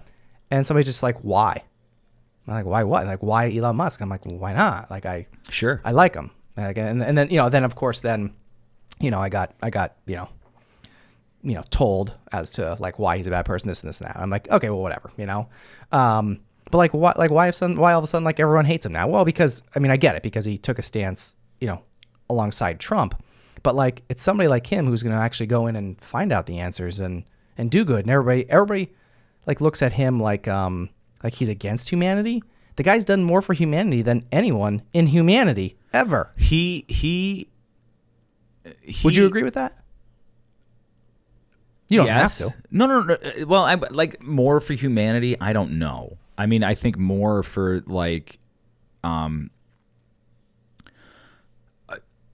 he's done more than most people by a large margin. Yeah. Yes. You know, it's not even close. It's not even right. Yeah. Look, he's a free speech absolutist. Mm-hmm. That should be agreed upon no matter what T-shirt of a political party that you wear. Right. You know, But then people argue, and I'm not taking this stance on this. But then people argue like, oh well, he's not stopping the misinformation. Like that. This is because this is the argument that people have said this to me. The people that have hated this is the great right? part, right? So there's disinformation, misinformation, and malinformation. You know the difference between all of them? Well, they're all different. Yeah. So disinformation is like the willful intent to lie, right? Misinformation is You've just been misinformed. You have good intentions. Is misinformation. Malinformation is information that is true but is inconvenient. That's a new one they made up during COVID. They specifically knock that to RFK. Okay. Right? Yeah. The problem with the American people and people around the world is that it's I hate to tell them this, but it's up to you to decide what is true and what is not true, or what is, and there's no like, I don't think there's an absolute truth. I think that like it's more likely this, or it's less likely this. I would agree with that. You know, because you don't know. Like, yeah, there's not one side or person. I don't care, you know, politics or not. There's not one side or one person that's 100% right. Well, I mean, it's the argument against, you know? It's like let me find something of color. Yeah, like you might say that over there, like that's orange, right? Yeah, and I'd be like, well, that's red. But I have astigmatism. Yeah. And I don't see it as orange as you do. Right. Just by definition, you and I do not see the world the same way. Correct. Right? Yeah. but it's through conversation and discourse, not argument. Like everybody started to be more concerned about winning the argument than actually having a healthy as debate. opposed to having a discussion. Yeah. Like they feel like, damn, I got it. It's like you didn't get anything. You said a shitty thing. Yeah, even if you lied but you won and people believed your lie, it's like not a win. It's like, yeah, no, it's not. It's not a win for anyone. It's not a win for humanity. It's not a win for truth. It's not a win for hope. Right. It's not a win for any of that stuff. And you see, like, in the right does it a little bit, but the worst purveyors of this are on the left. And it's not the whole left. Like, the left has just been taken over by psychos who want war. Yeah. And who want stifling of speech, and who want to take away your means of protecting yourself. Yeah, that's not okay. Who think borders should be treated the way birds treat them? Yeah, open. Yeah, like what? Are you fucking kidding me? Like there's over 20 million illegal immigrants in this country right now. They were just let in. That's a lot. That's kind of a lot. That's the entire state of Pennsylvania. That's more than the state of Pennsylvania. It's crazy, right? They're okay with that. Like that's insane, and and what it is, it's cruelty under the guise of empathy, right? Well, these people don't like. The moment you open up an opportunity, people take advantage of the opportunity. Yep, that's right? the way it goes. So, like, would it be surprising to find out that like bad male athletes might end up getting scholarships and a better college education if they say that they're trans? Is that whole sport protected from that? It's not. And now you have males, who like the perfect example is the Riley Gaines swimming thing. You had a guy that was 400th as a male and then was top 5 as a female. Yeah, it's a little. Do you find that insane? I do. Yeah. And anyone who questioned it was a transphobe. Yeah. And anyone who questioned it was a misogynist or a bigot or any of that shit. And these are all tactics that have been used for a few centuries now. The Bolsheviks were the ones who basically coined like racism and all that stuff, because what they do is they use these pejoratives to cast upon people like a spell, and therefore the group now thinks that is what they are. So you can't talk about, like, there are people who think I'm a Nazi. There are people that think I'm a racist. Or there's definitely people who think I'm a misogynist, if you've seen my Facebook lately. And those are pejoratives that are used to stifle conversation. And why do you stifle conversation? Because you don't want the other point of view heard. When if we just went like this, hear them out. Yeah, you talk, then we make our decision. Hear them out, right? And that's the way it's supposed to be. Yeah. Debate for politics in the 1800s used to last for days. It would literally be in the square, and you would have candidate A, candidate B, sitting there in front of an audience, sometimes 8 hours a day per day, and they would do it for days, and they would talk about all the issues, and they would argue back and forth, and it wasn't like, fuck you. Yeah. It was like, well, what my colleague here says is this, and this, and I disagree because of this, and this, and then that person can refute, and then that person can refute, and then eventually then you and I make our decision. And then you and I get to go, it seems like 90% of the shit that they agree on, but this one thing I can't abide by. That's like the single issue voter. It's like, how could you vote for Trump? He hates women. I'm like, I don't want wars.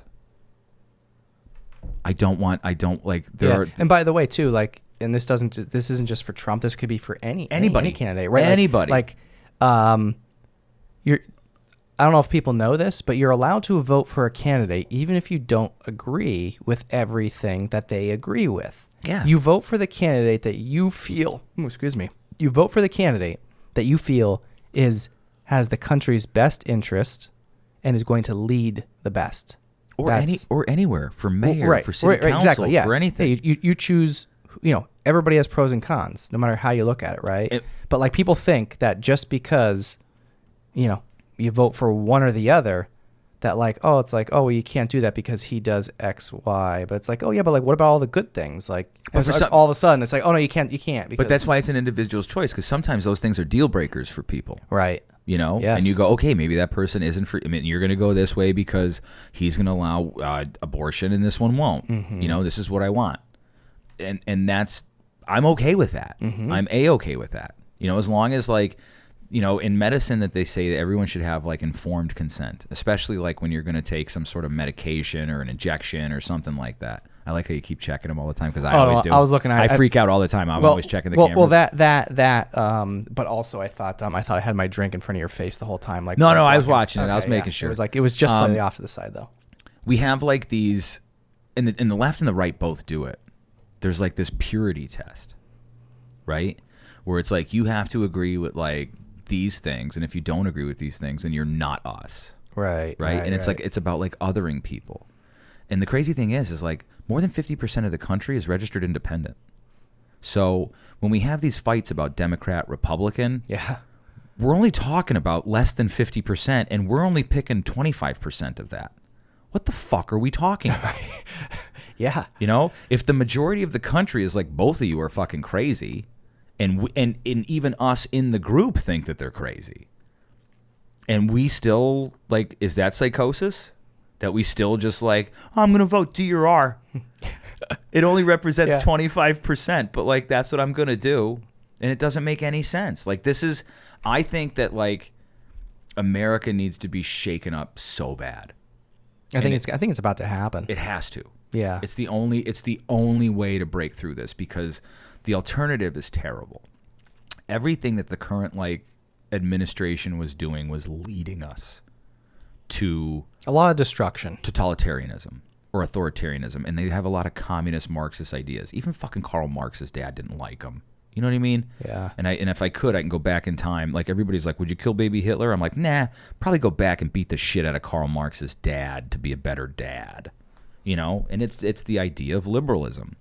You know? And I was a liberal. Liberalism has really good ideas sometimes, but not when it comes down the barrel of the gun of choose trans or not. Not when it comes down the barrel of the gun or of trust Pfizer without questioning it. Like, that's insane. Like freedom of speech, freedom of choice, freedom of all these things. That's what it's supposed to be. And it's not. It's like, I don't understand why people don't want it. I don't know either, man. It's because I feel like there's, you know, when I think about these things, it's like hard to comprehend sometimes, like how and why people feel that way. And I don't know, I guess because maybe, you know, obviously we feel a certain way, but like I think the difference with some people is that like you're willing to see and hear and actually think about both sides, whereas most people just, and this isn't a right, it could be a right or it could be, this goes for both sides. It could be the whole spectrum. The whole spectrum of people. But some people can't and won't acknowledge anything other than what they believe. And like that's It's a confirmation bias. yeah, that's a cop out. It's a cop out. Back to your thing, it's fear. Yeah. Because what happens, like I've been talking to, I tried my best to talk to people at the beginning of this whole 4-year fucking experiment in psychosis. And what I realized was, and it's like my dad, you know, I talked to you about my dad before when I said nothing you were told is real. And like, I would think like the one who would understand would be my dad. And he didn't. He didn't. And it took me like 3 years to get him there. But what I realized is that like you can't force people into it. Right. You can't like force them into being like, hey, you need to think this way or you need to question this. Like something, there has to be some sort of like there's an off ramp for them that is different than our off ramp. You know, so you can't be like, oh, COVID's the thing that's going to get you to realize it, or like, you know, trans in sports is going to get you to realize it, or, you know, the censorship is going to get you to realize it. Like, it's always different for everybody else how they get to the conclusion. And my dad over like the last year did, but you know, when I was with him a year ago, I said, why is it so hard for you to listen to what I'm saying for you? And in a totally candid moment, he goes, it's so hard because I think you're right. And if you're right, it's terrifying. And I didn't get it. And I had to it was like one of those moments where I was like, because I was like, I wasn't fisting him. Yeah, you were. I was hammering him Yeah. on like, how do you not see this? Like, how do you not Right, it was almost like manic. Yeah. And he goes, if you're right, it's just too, I think you're right. And it's just too much. It's too much to have to accept. Because it really does. Like, because the dominoes fall if you accept that this one thing is, you were lied to. Because then you immediately, like, if you're a smart person, you go to the next domino. Yeah, but like, what else is there? And then it's not just like, it might take you, it took me a couple weeks to realize that COVID was bullshit, right? But then every domino after that, it was just like faster, to where I'm like, oh my God. Yeah, like you almost like don't want to know the rest because it's you know. You know what? I'm a masochist in a weird way. Like the night I quit drinking, like 14 years ago, I was in a bar the next night to know that I could do it, right? So I had to. It was almost like a spiritual journey for me, where I was like, I have to know how bad it really is, and once I know how bad it really is, or I feel like I've reached like the tar pits of true evilness, then I now have a wide scope of understanding how evil the world can be and how beautiful the world can be. And it's not like, and you don't like, it's not like you have to choose to live in the dark or to live in the light. The yin yang of it all is you're supposed to experience it all. And if I'm getting 50% darkness and 80% light, it's not balanced. So I saw some crazy shit.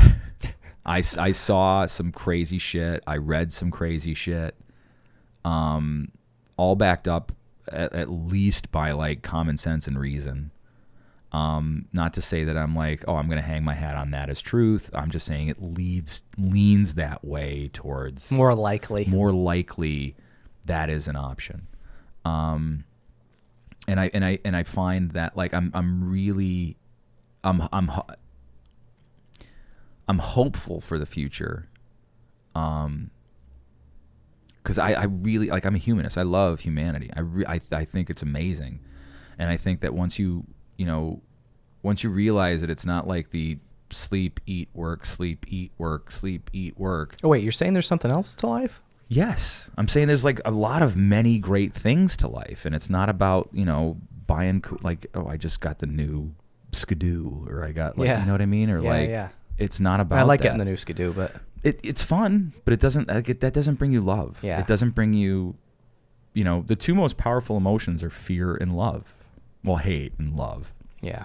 And it seems like on one side it's more focused on like, how do we get to love, and the other side is saying we want to force you to love, which is not how it works. Yeah, you can't do that. No, you have to fight. Like, you have to be grateful. Like, you have to be understanding. Like, conservatives that I'm around. They don't hate liberals. They hate their ideas. They don't hate, they hate evil liberals. Same way that like I would hate an evil communist. Exactly. Or an evil, serial killer. Sure. The conservative side is just more about love, and they're pragmatic as much as they can be. Like, look, every group has their ones that you don't bring over to the dinner party. Yeah. Yeah. You know what I mean? Yes. Like, and I tend to like lean towards those ones because they're more interesting. Like the ones who are just like radical. They're hardcore in their beliefs. They care about it so much. Like, they care about it that they don't want to hurt anybody. They want everybody treated the same. They don't want anybody forced into a doctrine or any, like, their doctrine is like, do you believe in America, the First Amendment, and you're in the Second Amendment? And anybody who's like, yep, they're like, all right, you're cool. We'll talk about the trans kids and that stuff later. but at least you guys agree on this thing. You know, so you agree that we can have a discussion about it. And the left is like, we don't want anybody having a discussion about it. Yeah. And we want to force you. Our way. We want to create laws that make you love us. Abide to. Yes. Yes. And it's like, that's not, and realize this too, these laws are enforceable. In England, they're locking people up for Facebook posts. Yeah, I saw. It's crazy. They locked up a woman for praying in her head. What the fuck? That's a thought crime. Yeah. So when you read 1984 and you go, okay, all this stuff is happening. Like, every fucking school should now be like, required reading is Orwell. So you know what like is coming. And they stifle debate, and no one is allowed to have a dissenting opinion. The only opinions that are allowed are the approved opinions. It's nuts. It is nuts. I don't know, like, and the problem is, here's the other problem, right? We've allowed it to degrade for so long. And like this stuff started happening like in the 90s when I was in high school. Back then it was called politically correct, right? Yeah. And we were never racist. We were never misogynists. We were never bigots. We were never any of those things. So how did we become that?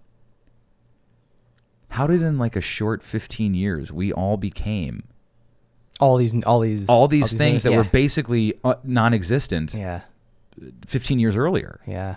So like, unless it was manufactured, unless it was, well, perception is reality. well, right? when all the people, when the people who own the entertainment companies, own the tech companies, own the news companies, when it's a very small and are the group of- politicians, all go out and have dinner together. Yeah. Well, It's not for a cause. yeah, right. That might be the reason they're there, but they're talking about shit. Oh yeah. They're trying to figure out like, What kind of concoction how can we whip fuck up this here? up? Yeah. Right? To enrich ourselves, to better ourselves. Or the scariest thing of it all is, I think that the left now, not the whole left, there's like these, well, let's just call them Kennedy Democrats that are like the centrists. But the extreme. The extreme left. And I don't think it's equivalent to the extreme right. There are people that say like, well, both sides are extreme. I don't think the extreme left is equivalent to the extreme right. If the extreme right was equivalent over the last 8 years, you would have had bombings and fucking murders. Yes. It would have been a lot. And all yes. this crazy Yeah. shit. Like Alabama would have had its own autonomous zone as opposed to Portland or Seattle with CHOP. Right. Which then got changed to Chad. Anyways, they don't know how to name shit. The thing to me is, and there's politicians this way now. This is the thing that scares the shit out of me, because there are people like, let's say the Kennedy Democrats and let's say the right. The Kennedy Democrats and the right. The left, center, and the right have more in common now than they've ever had. The extreme left, it's no different than a religion for them. They look at it as a Do or die. Well, okay, let's sterilize and mutilate children to the climate god. That's where, like, how do you think that they're going to be viewed in 500 years? The same way we viewed the Aztecs or the Mayans, making sacrifices for the fucking rain god? Interesting. Yeah. There's no difference. Yeah. We just don't have a temple. We have an office park Right. Yeah. where they're doing it. Yeah. You know? So for them, it's a religion. Like, I like asking, like, you know, sometimes, you know, people of different, who look different than me, will say that I'm racist. And then I say back, I said, well, can your people be racist? And they say no. And I say, well, then I reject that word if it's only one side. if it's only one-sided. So Yeah. so you can't say You- that you like can't it's this say that. racism. No. Yeah. You can't. Yeah. Not if you're not accepting that it's possible for it to be the other way around. No, I'm not even saying if it's possible for. I'm like I'm just saying saying, them. do they have it in their? Is it in their ability to be that? Right. And if they right? and if they say no, well then Oh my God, talk to Koreans. Yeah. Like, they're the fucking. Yeah. They hate everybody. Yeah. You know what I mean? And then like the Venezuelans hate the Colombians, Yeah. and like the Vietnamese don't like the Chinese, and like That's not racism. There's like people have their eyes, their ears, all their senses as defense mechanisms, right? So just because I point out, like after 9/11, right? The guy getting on the plane with the turban is probably not a terrorist, but my spidey sense is up until proven otherwise. Sure. Right? Yeah. Not that guy's fault. I don't hate that guy, but I'm being vigilant. Right? That's all I'm trying to do. I'm trying to protect me, the plane, maybe if I have my fucking kids with me. Like, and then you hear like, well, you know, everyone was looking at me when I got on the plane in my turban, and it's like, you should be kind of all right with that, because you know why? Because if I went to your country and I had like a fucking fuck yeah America hat on, you'd all be looking at me. Right. Yeah, they would. You'd all be judging me. 100%. Right? And then you're gonna find out like, oh, he's a nice guy. He's really fun. Yeah. You know? And to be honest, that happened to me in Africa. Which, by the way, those episodes are coming out. I bet. Those episodes are coming out very soon. By the way, I know we had a little bit of a delay. Tell me, I might be doing an episode with a girl from Namibia or something like that, and then I have my other buddy Ushu from the Congo coming on this week. Yeah. So, but there was, the police there. You know, they have assault rifles. Yeah, they walk around with like M16s and shit. Just sitting on their lap, pointing straight out. By the way, like not totally not good gun control, but like whatever. Zero. Actually, Yeah. Like I walked in front of, and I'm not even sure what they were. They were assault rifles. They weren't AR-15s. They looked probably M16s. They looked even or something. badder. Yeah, they looked even badder. Okay, two police officers sitting in a chair, just like I am now, where they're sitting next to each other, and they're both of their guns are facing now their backs are to the wall at this shopping plaza. Right? Yeah, and next to the door. And their backs are to the wall, and the parking lot's in front of you. Okay? Every single person that's walking by on the sidewalk, including me, who walked in front of them 4 times, okay? has a gun aimed at them. Yes. Yes. And not gonna lie, like as I'm walking up, I'm like, I didn't even want to walk in front of them. No. Their fingers weren't, they didn't have their hand on the the handle or anything like that. The trigger? Well, even in general, like it was just. You ever shoot a gun before? Yes. Okay, yes, good. All right. Yes. I'm going to shoot you with my gun in 2 seconds if you keep it up, all right? No, I was just trying to say, like, they didn't even have their hand anywhere near the trigger. No. Like, they didn't even have it on the hand. But you're not supposed to do that. Right. But my point is, it was just sitting on their laps, facing forward, and I had to walk right in front of. And I wasn't comfortable about that because that's not safe. It's just not safe. I don't even care if the punchline is that I don't even care if you have your hand on the freaking handle or not. You shouldn't aim it at it. You should. Yeah. The only time you're aiming a gun at somebody is if you intend to kill them. Yes. Period. That's it. Yes. So anyway, I went to use. I asked, I went to go into this restroom, and it was like a very nice. Obviously we were there was a lot of parts that we were at that like weren't nice and not safe and weren't modern, right? But this was like a super nice, real nice modern shopping plaza, restaurants, like et cetera, right? Anyway, there were these 2 guards like sitting outside the where somebody else told me, say, hey, go down there to use the restroom. Okay, go down there by myself. Okay, so I walk like a few doors down from where we're having lunch because their bathroom was out of service. Just weird coincidence, right? Is there a toilet there? Or is there a hole in the floor? No, like these were nice. Okay. This was like nice. Like, it was like very Americanized. Okay. This Western. Yes. Yeah. Anyway, went up. It was like you couldn't even get into like this part of the building without going through this turnstile. And what'd you have to do to get through the turnstile? Just to use the restroom? Well, you had to pay. Well, guess what? I don't remember how much it was, so I'm not even gonna try to guess because I don't remember. Very minimal amount of money. But the point is that I was by myself, and I went up. And the price, I didn't know this until afterwards, okay? But I went up, they told me, they said X, like whatever. And I literally just didn't even actually have the money on me, so like I couldn't be like, oh, okay, well, here you go, I need to use the bathroom. So I was like, okay, I'll be back. I'll have to come back. Told me whatever the price was, don't remember. I go back and I tell some of the people that we were with, and some of the people we were with, there was some locals that were like our guides, our interpreters, etc. Went back, I sat down and like, oh, did you find it? I said, yeah, but it was like, I don't know, $2 or $1.25 or whatever it was. I just didn't actually have cash. And most people over there wouldn't even take American dollars. I don't know why. But anyway, and the guy, a local, okay, an actual local, born and raised there, he laughed and he goes, oh, you got the white guy tourist price. Yep. And I was like, oh, wait, what? He goes, oh yeah. He goes, it's only like a nickel. or something, or maybe it was like 25 cents. He goes, how much did they? And honestly, I think it was like it was over $1. I mean, I know it's not a lot of money, okay, but like he's like, no, it's only like 25 cents. He goes, what they tell you, like $1.25 or $2.25? I'm like, yeah, something like that. And he goes, oh yeah. He goes, it's only like 25 cents. He goes, I'll walk back with you. And he goes, and what? He goes, watch, the price will be different. And it was. And I went back with him, and he walked up first. He goes, just let me walk up first, right? You walked up first. Here you go. Whatever it was now it was the locals price. Yeah. Well, what did you learn over there? Did you get perspective on certain shit? oh yeah, definitely. Now and again, like Should we not talk about it? Are you going to release that, or I'm just curious because like you go to a country like that. Yeah, I mean, I'll just say like, and by the way, like that. Did you go to one country or multiple countries? Just Kenya. Okay. Just Kenya. But like, so, and again, like that situation, honestly, like, was I a little bit annoyed at the time? Like, yeah. Like, but at the same time, like, I'm not gonna hold it against anyone. I'm not gonna, like, what? Like, I'm just like, all right, well. You don't think the Japanese do that? Like, you don't think like right? Yeah, everyone, right. So, but anyway, besides that, I will say, almost all of the people there were extremely nice, extremely grateful. They all were very interested in American politics. Isn't that weird? Yeah. Do they like Trump? Do they love Trump? Yes. Well, here's Kenya loves Trump. Yeah. Yes. A lot of them did. But then there were some Biden ones too. There were. Yeah. I'm not gonna. Okay. I'm not gonna suppress that information, right? But it's just surprising to have like either one of them. Yeah. Yeah. And surprising to know that how interested they were actually in American politics and what was going to happen. And you probably don't remember this because timeline wise, but I was there when Trump got shot. You were. I was in Kenya. So now again, because of the time difference, I forget what it is. It's like, I don't know. Are you ahead? 10, 11 hours.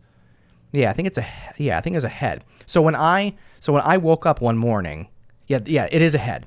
Because when I woke up one morning, I forget like whatever day it was. That morning that I woke up, I go on my phone, and because we're so far, we're ahead. It was nighttime back home. Yeah. Or like, something like that. I look at my phone and I see the news for the first time. Like just on, I'm scrolling on social media and I see the news for the first time about Trump. And I'm like, I couldn't even believe it. I'm like, holy shit, like what the fuck just happened here, right? Yeah. I forget where I was going with that. Besides you said you were there when you found out you got shot. Yeah. It's just my point is just that like we were there when that happened. So again, I didn't even know. So like, what did they think? Like real time. I didn't get too many opinions. I think. Let me think about it for a second. But my point is that like when I didn't, it already happened and passed. It was already several hours had passed. Okay. You know what I mean? Because of the time difference. Yeah. So like I woke up to the news, like I'll say Kenya time, whatever the hell that is, I forget. But I woke up to the news and I'm like, holy shit! Obviously, everybody had already known for several hours back home. Yeah. And I was just like, it was shocking to, well, first of all, the fact that it even happened, number one. But the number two is I was in Kenya when this happened, and crazy. But I didn't have too many conversations about, I guess, that incident. Just a little bit with but like some local people. You said that they were interested in American politics. They were. Like, yeah.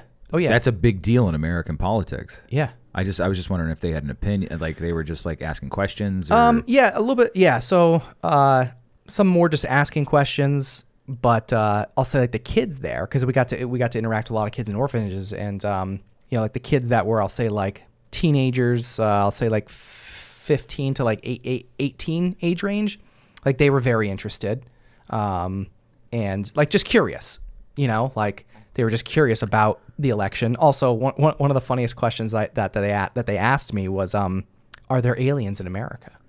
Not in the world. In America. And when I was kind of taken back at that question. Because they have them there. Right? 'Cause I was kind of taken back. Am I right? I don't know. Well, I don't know. My point is just that like the way that it was phrased from, and again, it was a kid, right? Okay. So it was a kid. I don't know if it was a boy or girl. I don't remember. It was probably 16, 17-ish, maybe 8, but he or she, I don't remember who, just the way that they phrased the question. And I vividly remember that, even though I don't remember exactly who answered, because I interacted with hundreds, if not thousands of kids, right? Sure. But they just said, are there aliens in America?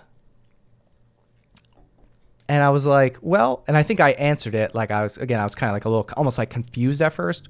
But then I just answered it with like, well, I think there's, yes, but I think it's everywhere in the world. I think that's how I said it.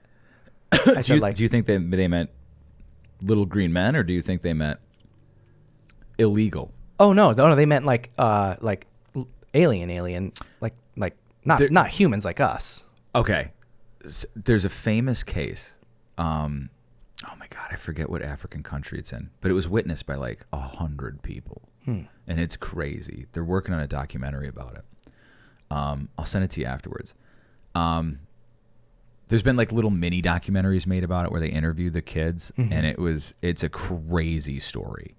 And I think like you can fit like 5 Americas in Africa, like 5 continental Americas in Africa. Like no one realizes how big that continent is. Yeah, it's ridiculous. And I think there's a lot of stuff from our ancient history there. But everyone like we're worried about like Tony Hinchcliffe saying a joke at a Trump rally at Madison Square Garden, but the United States government has said on multiple occasions that there are aliens, and no one seems to care. Oh yeah, right. Yes. You know what I mean? Like, yeah, it's like, oh, okay, whatever. No one seems to be like, did you see the one last week?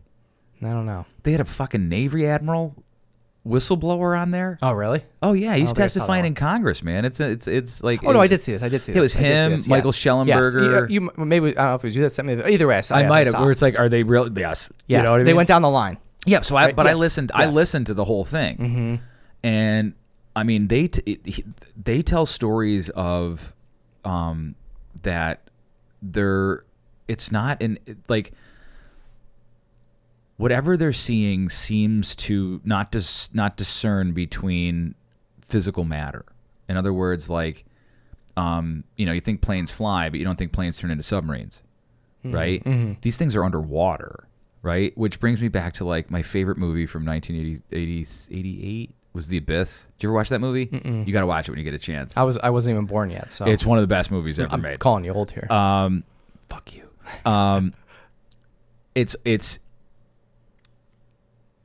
It's very interesting to me that like they're basically making a case that under the ocean are tunnels and caves, and these things are entering and exiting.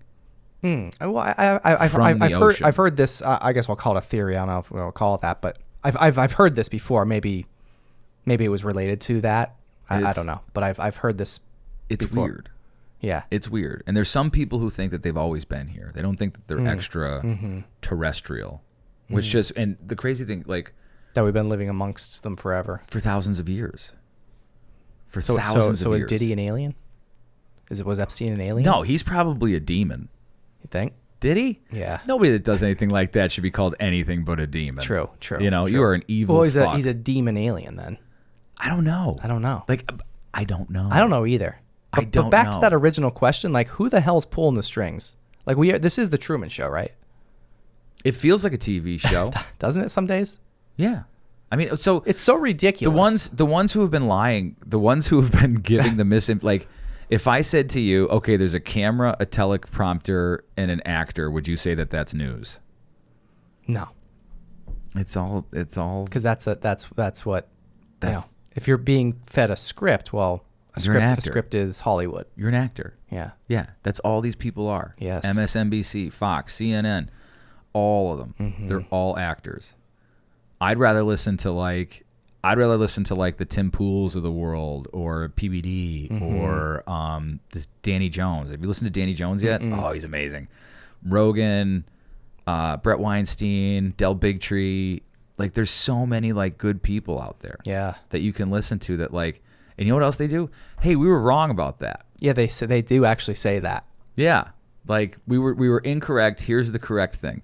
Sorry about that. Yeah, the news don't do that. No, the newspapers doesn't do that. No, I think what this last election taught everybody was that corporate traditional media is dead.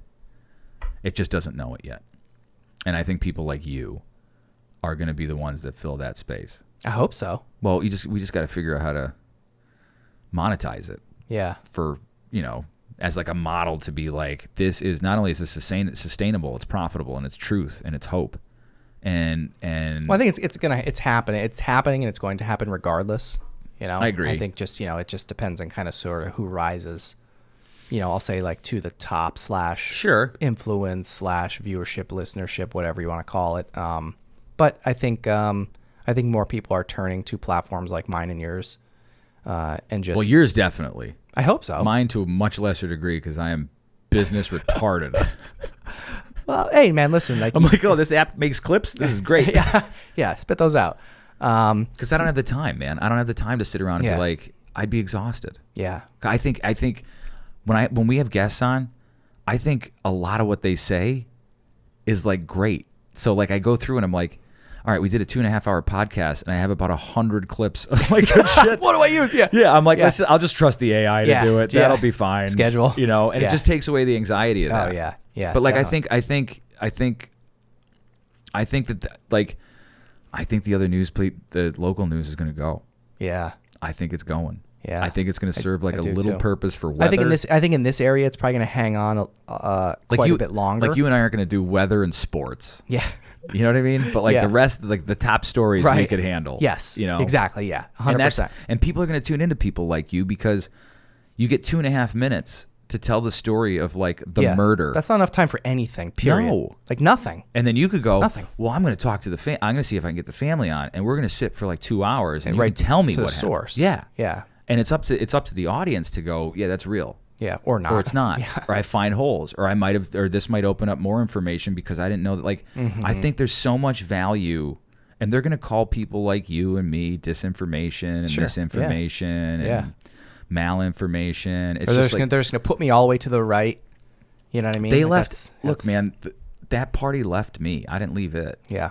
It went fucking phew, and I was just standing there going like, what? Like, where did Yeah. what? I guess I'm a conservative now. Yeah, I guess right. I'm a Republican. I prefer to be neither. I prefer to be an independent, fiercely independent. It's just all these conservatives have been so fucking nice. Like everything I thought about them is not my experience. And they're all super sweet people, and they're diverse as shit. And they all do podcasts. They're all willing to come on. yeah. That's the crazy thing.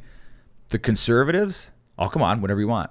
And the liberals, no, I'm Yeah. check my schedule. I'm gonna, Yeah. it's like, well, if you can't like stand up to scrutiny, like that's what the last year did. Yeah. is And I it think sh- yeah. it won an election. Yeah. Oh yeah. Yeah. And I think like the other thing too is like somebody challenged me, on and I posted something about the Trump doing Rogan, and I just like that's it. I just said like, hey, I think this is you probably saw it. I was like, this is like the new like this is what you do now. Like, and I'm glad to see like politicians embracing new media and Yeah. new media, aka podcasting, right? Then somebody chimed in and she was like, oh yeah, she's like, well, Kamala did call her daddy. daddy. It's like, okay, and the first thing I said, hey, listen, like I respect, I do like Alex Cooper, and I think she's built a great platform. Whether you or anyone agrees or not, and that's okay. But like I'm just saying, but the point is that They paid her, right? yeah. But I'm still giving the benefit of the doubt, okay? But just for the point of the story is that this individual was like, oh, but she did that. I'm like, yeah, but it was 44 minutes, and of that 44 minutes, there was a few minutes. There was a 5-minute ad break. 5-minute Yeah. intro. There might have been some other shit. So really, in the 44 or 45 or 46 minutes in total that it says it was really only probably about 35, maybe. Okay. When you compare the amount of topics, and I saw both, and I looked through both and saw like the Trump and Rogan, yeah, it was freaking 3 hours. They also covered 3 to 4 times the amount of important information that needs to and should be covered versus With nuance. Yeah, Yeah. like at great length, and because you can't talk about these things as shortly. You just can't.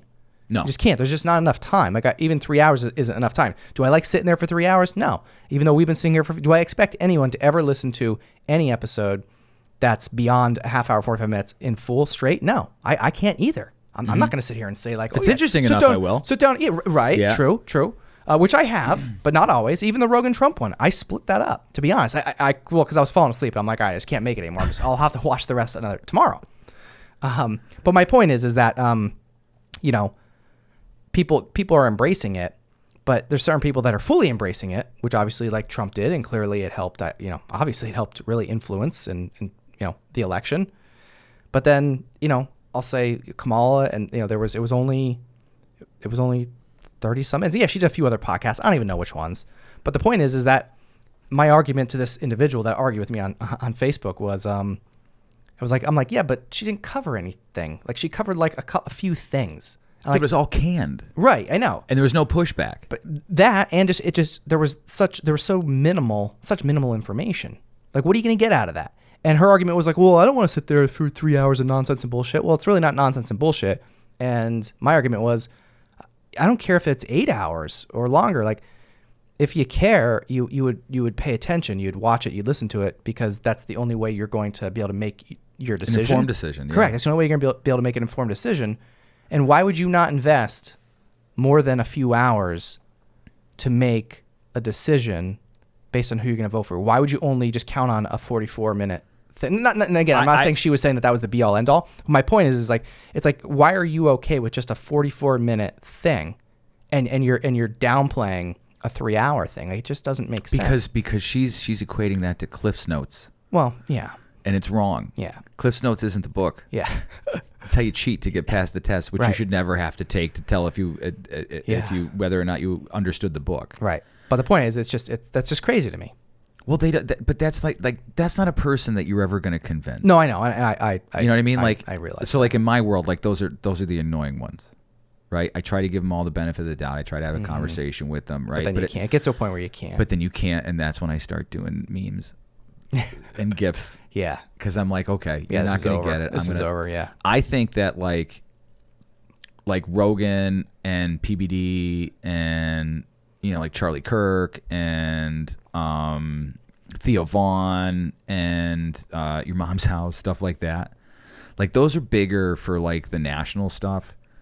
I think people like you, and to a lesser degree me, is like, okay, they're going to get presidents, they're going to get senators, they're going to get but like there's a lot of local shit that happens around here. Yeah. That people like you and I should probably be talking to. Mm-hmm. I agree. Not to chastise them. Right. Not to make their lives miserable, but to be like, hey, we're going to do a 60-minute style interview with you that you're used to seeing in your youth, except there is no time limit and there is no editing. And we're going to act like a bunch of people sitting at a bar or sitting around a campfire, and we're going to have a nuanced conversation. We're going to push back, and we might talk about turtles. We might talk about thermal global nuclear war. We might talk about Pokemon, but like all those things should be in that conversation because it lets you understand like who that person is. Yeah. Oh, that's I think that's one of the bigger things too. Is like you can't learn about somebody in a short. You can't. I mean, like you just can't. Like you need to like have that go out to dinner type conversation to be able to, see somebody's character and really understand who they are. And to be honest, like if you don't actually like know somebody, like for example, I don't know Donald Trump, I don't know Kamala Harris, and I probably never will. I only know what I could see online, right? And then I make my decision. Unless I'm like buddies with Trump or Kamala, right? Like you're never going to know. No. You're never, ever really going to know. So, but the next closest thing is what you just said. The next closest thing is doing these longer form type sit downs and just these, non-scripted, non-edited type conversations. Like that's the only way to at least feel like you're getting some substance enough to be able to understand that person. I think there's more value in listening to a 3-hour conversation with somebody who's controversial than there is in listening to that shit for 6 months of people telling you that person is controversial. Right. Yeah. You know what I mean? It's like you could find out right now in the next 3 hours, less than it takes to watch Return of the King. Mm-hmm. Instead of spending the next 6 months just being bombarded with that guy's a psycho, or, you know what I mean? Yes, you just go listen to like it for you yourself. Like so, what you do in that, you spend the next 3 hours and you go, okay, I'm going to listen to that guy, and then next time there's like an ad or a newspaper article or something that says that person's a piece of shit, you go, you know what? I watched the podcast. this stuff is not going It's to make like, me afraid. he's really not a piece of shit. No. Did you see the one with the Frank Scavo that I did? Yeah, for January 6th, of course, yeah, right? yeah, I thought that was awesome. yeah. I've never seen anybody sit down with somebody from big time news Yeah. all the way down. Yeah. To sit with somebody and ask him those questions. And look, he's a good guy, but I didn't let him off. Right. I'm like, You well, why would challenged you him. do that? You challenged Yeah. him. Yeah. So and again, I mean, I know you. I think I know you enough, but I also watched that entire interview you did, which, by the way, I mean, it was very good. Afterwards, when I didn't know what the hell happened. Like, how like when you do these things, Yeah, and you're like, fuck, what did I just and at say? the end of it, you're like, I don't know. Dude, like, it's every week. Did I say he was gay? I don't even remember. Yeah, like, what did I say about him? And then I sent it to somebody, and they were whose opinion I trust, and they're like, "This is fascinating." Mm-hmm. And I was like, "That's the best I could hear." Yeah, I was fascinated. This is fascinating. Dude, when you sent when you sent it to me, I think you posted the story. So I watched it like immediately. I sat through one take. Yeah, the intro was awesome though, wasn't it? Yeah, yeah. But it was all shit. The intro I put in there was shit that you have never seen before. Mm-hmm. You never saw people getting hit in the face with pepper ball guns or fucking. Did you see the flashbang grenade that they threw at people? Mm-hmm. You know what? It was so interesting to me. I don't know if I ever told this with you about me after I watched that episode. Was that one thing that I found very fascinating, by the way, because I do know a few individuals, and I'm gonna leave their names out, right? Sure. I do know a few individuals that We're not rats like the local media. That's right. Because they did it. You fucking scumbags. Yeah. I do know a few other local people from this area, obviously, that were there that day as well. Unrelated. Let me say this again. I'm gonna make sure people are clearly, and again, I'm not using their names, so it doesn't matter. Yeah. But 100% not on the same bus trip as Frank Scavo. Yeah. And unrelated. I know for a fact that they don't know each other. Yeah. Okay? Now guess what? Huh. Frank's story of how it all went down is, let me say it loud and clear, 100% identical to multiple other parties that I know that were there that day. It's weird when two people who don't know each other tell the same story. Yes, and the detail and the reason I know that neither one of them is lying, you know why? Because they both told me the same story. And again, let me repeat, they don't know each other. They've never spoken, okay? They both had like a very similar story, and the details that they provided were identical. Weird, ain't it? Their observations of what went on that day, as specific as down to what certain individuals were wearing and were driving. Yeah. And those details, and again, these are facts and details of that day that aren't talked about in mainstream media. No, nobody knows about them. Right? Okay. Yeah. So, but I trust. Now, again, I don't know Frank Scavo at all. Yeah. Okay. So, at first, he's legit a good dude. He's a really nice guy. And I'm not like disagreeing, right? Yeah. But again, the few people that I know that were there, I believe them, right? Like of what the stories and information that they've shared with me, and I heard those stories before I watched Frank Scavo's interview with you. Yeah. And as I'm listening to him saying these details of that day, I can't help but remember, because he used the exact same language and wording of his observations of the people and the things that were going on there as these other people that I know that were there. Yeah. So in a court of law. No, I'm not saying that there were people that didn't do things wrong there. By the way, anybody who harmed people or property. Yes. Yeah. I get it. Good luck. You know what I mean? Yeah. You're in trouble. But here's the thing: if you smash a window, you shouldn't get solitary confinement for a decade. Sure. You know what I mean? Yeah. The strange thing about that is that in a court of law, right? Those two people who don't know each other are the perfect witnesses to put on the stand to tell what actually happened. Yes. And we told the world that they are evil criminals. Yes. Isn't that strange? Yes. Isn't that weird? Yes. That's what I have problems with. Yes. I'm like, don't tell me that the sky is fucking puce when I know it's blue. Like, that's what you're telling me. Right. And that should be taken everywhere. Yeah.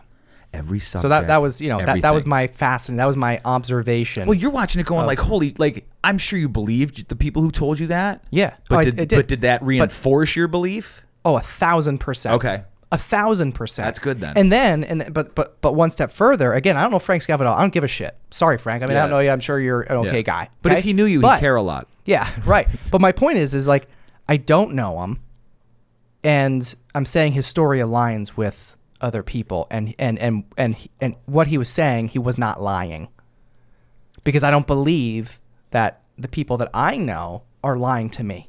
Right. Because they have no reason to lie, because they didn't get in trouble. They didn't go in the Capitol and they didn't get in trouble. Yeah. But they were very close, and they were there, and everything, like it all, the stories align.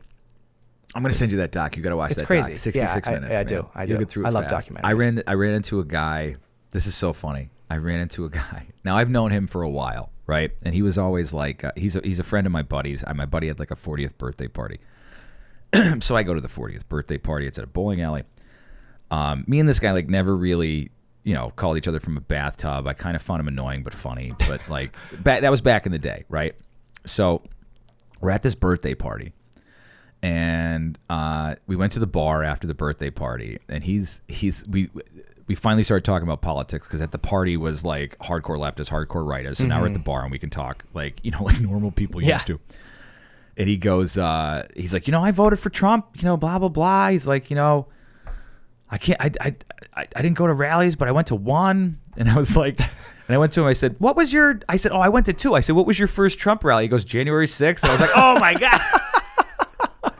That was your first one? Good first one. He goes, yeah, I didn't go in or anything. He's like, and I said, I know you did. He goes, but here's what I'll tell you. He goes, I have footage of that day that, well, as soon as he found out everybody got in trouble, he goes, I ran into the woods and I buried my iPhone.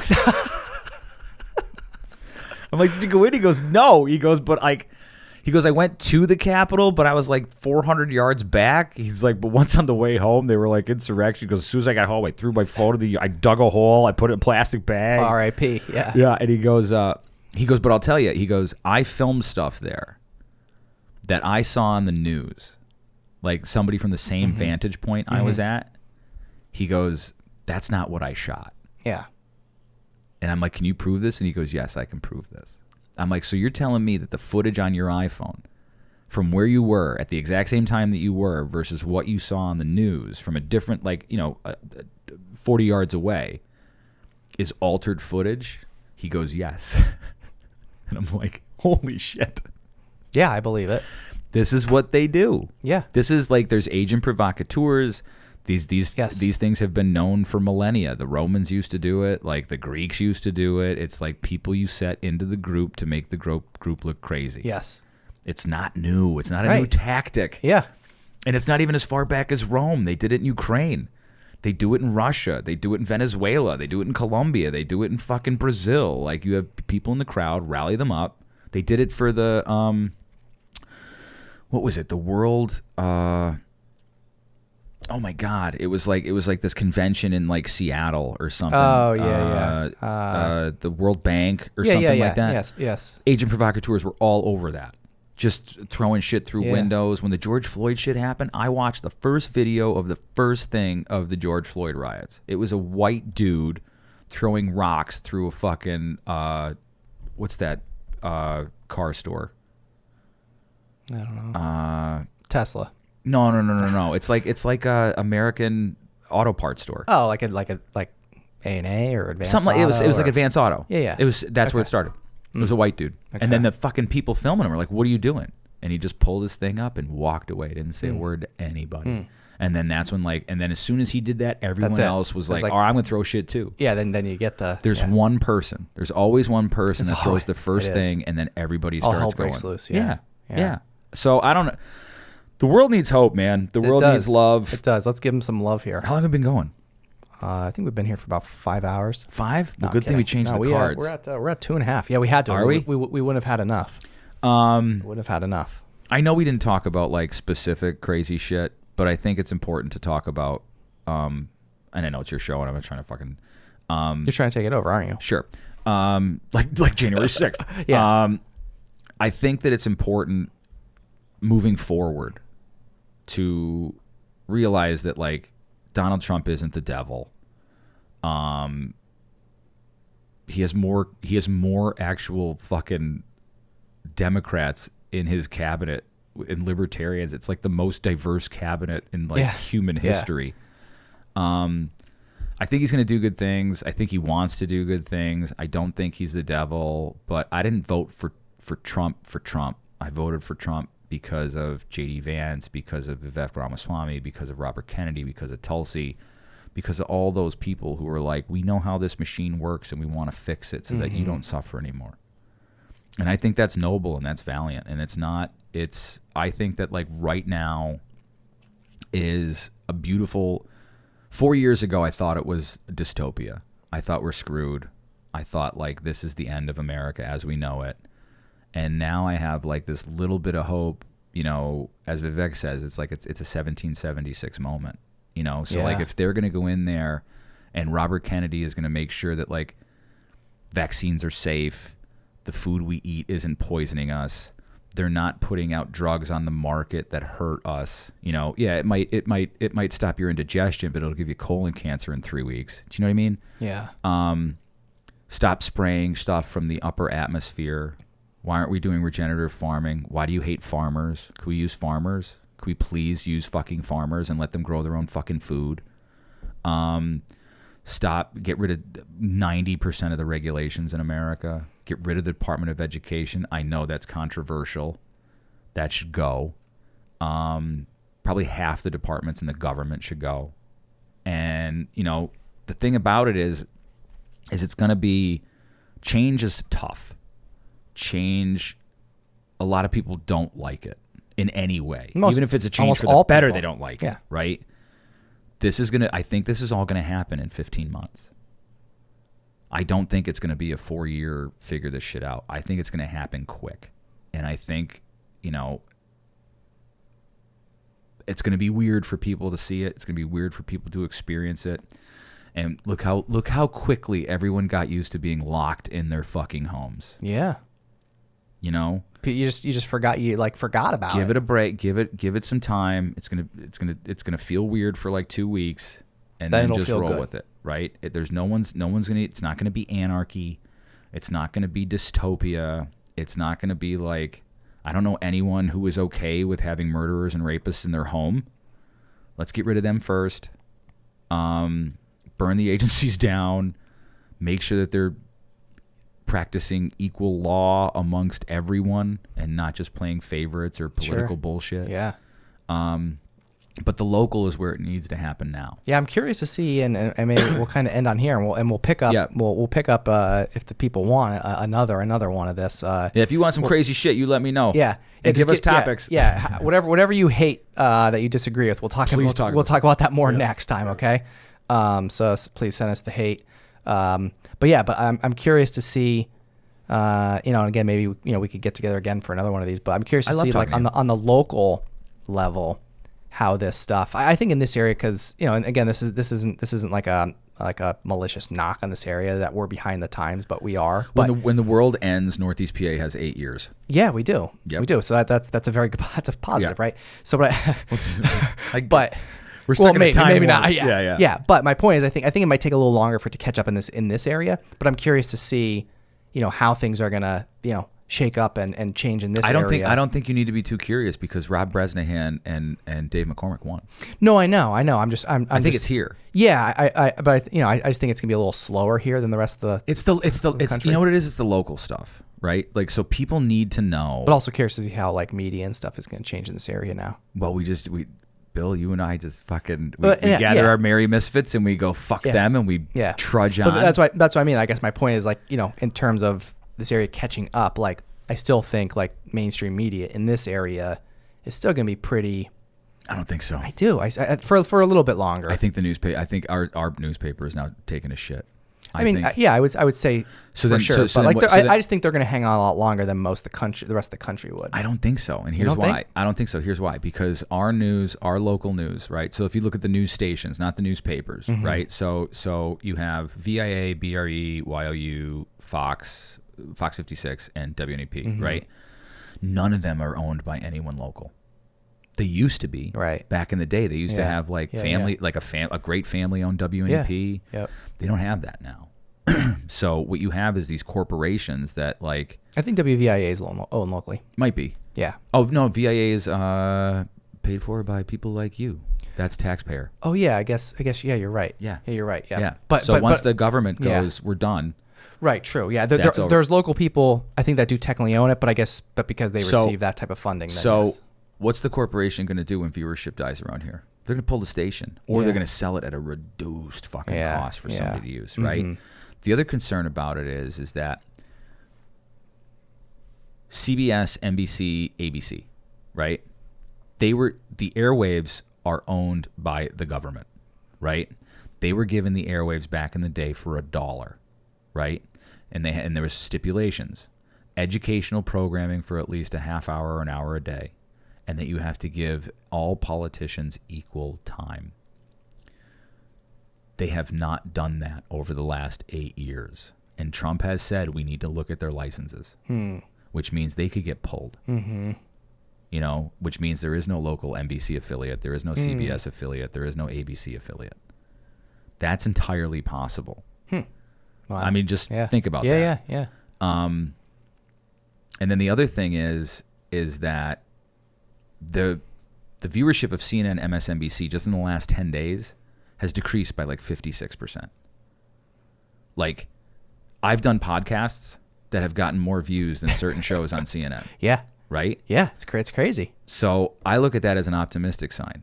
And I think people around here like you and Popco, I really like Popco, Kevin Martinez, Politics But Make It Fashion, even though we don't agree politically. There's a lot of good stuff. Get to Know the 570. Mm-hmm. Brian and the Pizza Shit. That's right. Food Fight. Yeah. Food Fight. I think those are going to be avenues that get opened up for consumption around people around here because it has to do with local. They're going to listen to the craziness up at the top of the fucking food chain. But what really matters, and I want to stress this before we go. What really matters is the people that are local. Your mayors, your council people, your state rep, your state senator, all those people are the ones that are the ones that were supposed to advocate for you, like your county commissioners, your mayor, your borough manager. Like, pay attention to who those people are. So I think that like it would behoove them and it would behoove us to, you know, do the conspiracy theory episodes and all that shit, but also like sit down with like somebody who's running for office and say, hey, you know, as much as I like all these things, the thing about America, like the crazy shit, the thing about America is like, are we going to be safe and are we going to be prosperous? Like, that's what I care about, right? So I think it's incumbent upon us, as in this, I hate using the word space, but in this world, to invite them on. And then if they don't want to come on, you let the world know that they didn't come on, because they're supposed to. Right. You know, if you can stand up to scrutiny, I'm not a person who's going to sandbag people. I have no desire to do that. Same. If you feel that way, I'm going to push back. Why do you? Yeah. That's a strange stance to take. That's on you. But maybe something happened that I'm not aware of that I could go like, I can see how you see it that way. I don't agree with it, but I can see how you can see it that way. Yeah. And but you're not in that business. No, I'm not. I'm not Geraldo and neither Rivera. am I. You know, so, no, I don't want to. And the only people I want to take a shit on is the media, which I have done. So I think that's the thing. It's like, okay, this part of the journey is over about president, and now it's down to the hyper local stuff. And I think now we have to focus on the hyper local stuff. Who is screwing you and why? Because we know that down in Washington D.C., which to some degree I think is an invading force in our country, that there is fuckery, and the fuckery is amongst all the elected officials down there, the bureaucrats, and like the corporations, right? Okay, so the macro of that is local. It's the same thing. It's a Mad Lib. Yeah. You just take out the names, add the names that are appropriate. Yeah, just swap them out. It's the same thing. Yeah, yep. There's nothing different.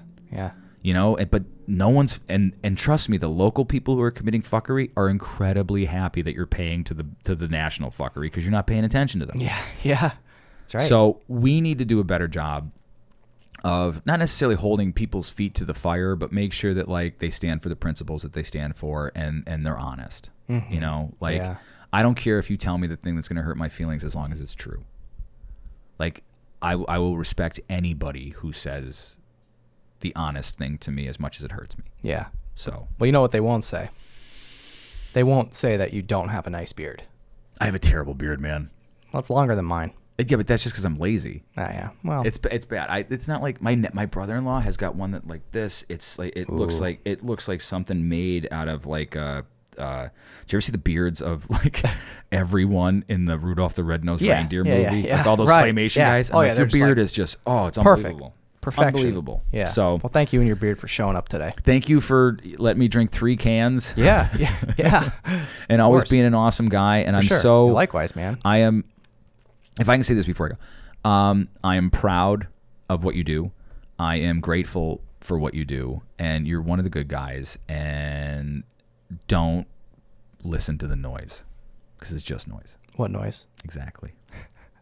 Yeah. No, I greatly appreciate that. So I mean it. Thank you. I know Thank you you. mean it, because I know you're not a bullshitter. Try not to be. No, definitely not.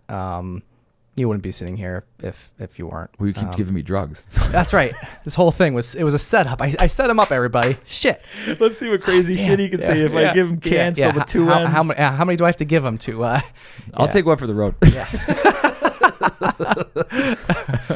No, but seriously, I appreciate it, and I enjoy these conversations. I mean, I told you last time that we were on, like we just had fun with it, man. And I think everybody just takes shit too seriously. Everybody takes life too seriously.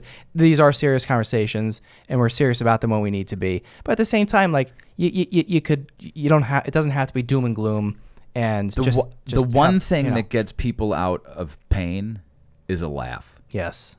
In some of my darkest days, somebody made me laugh, and I'll never forget that. Yeah. So you just can't. You can talk about the crazy shit. You can talk about crazy people, but you always have to remember to find a joke. We laughed quite a few times on this. We did. That's good. We did, and I, to be honest, I feel like I intentionally try to do that, because if you can't, again, if you can't laugh at yourself, who could you laugh at? You know what I mean? So like, then you have no sense of humor. Right. Right. Yeah. But I think, again, I agree. I think that the humor thing, you have to laugh. You have to. I mean, it's human, and lets you know you're alive. Yeah. Yeah, and it makes you like grateful to be alive. Yeah, it's like, hey, it's okay. Like it's serious, but like, you could take a step back and realize, like, all right, it's not that serious all the time. I'm looking over there just being like, only thing lit up is my nose. Yeah. That's it. Thank you your nose for showing up then. Thank you Mark's nose. Well, yeah. Another one bites the dust, man. All right, let's do it again soon. Appreciate you. All right, brother. Yep. Thank you. If you want to see more On the Stacks content, subscribe to our YouTube channel at youtube.com/onthestackspodcast, or search the hashtag OnTheStacks on Instagram, Facebook, and LinkedIn.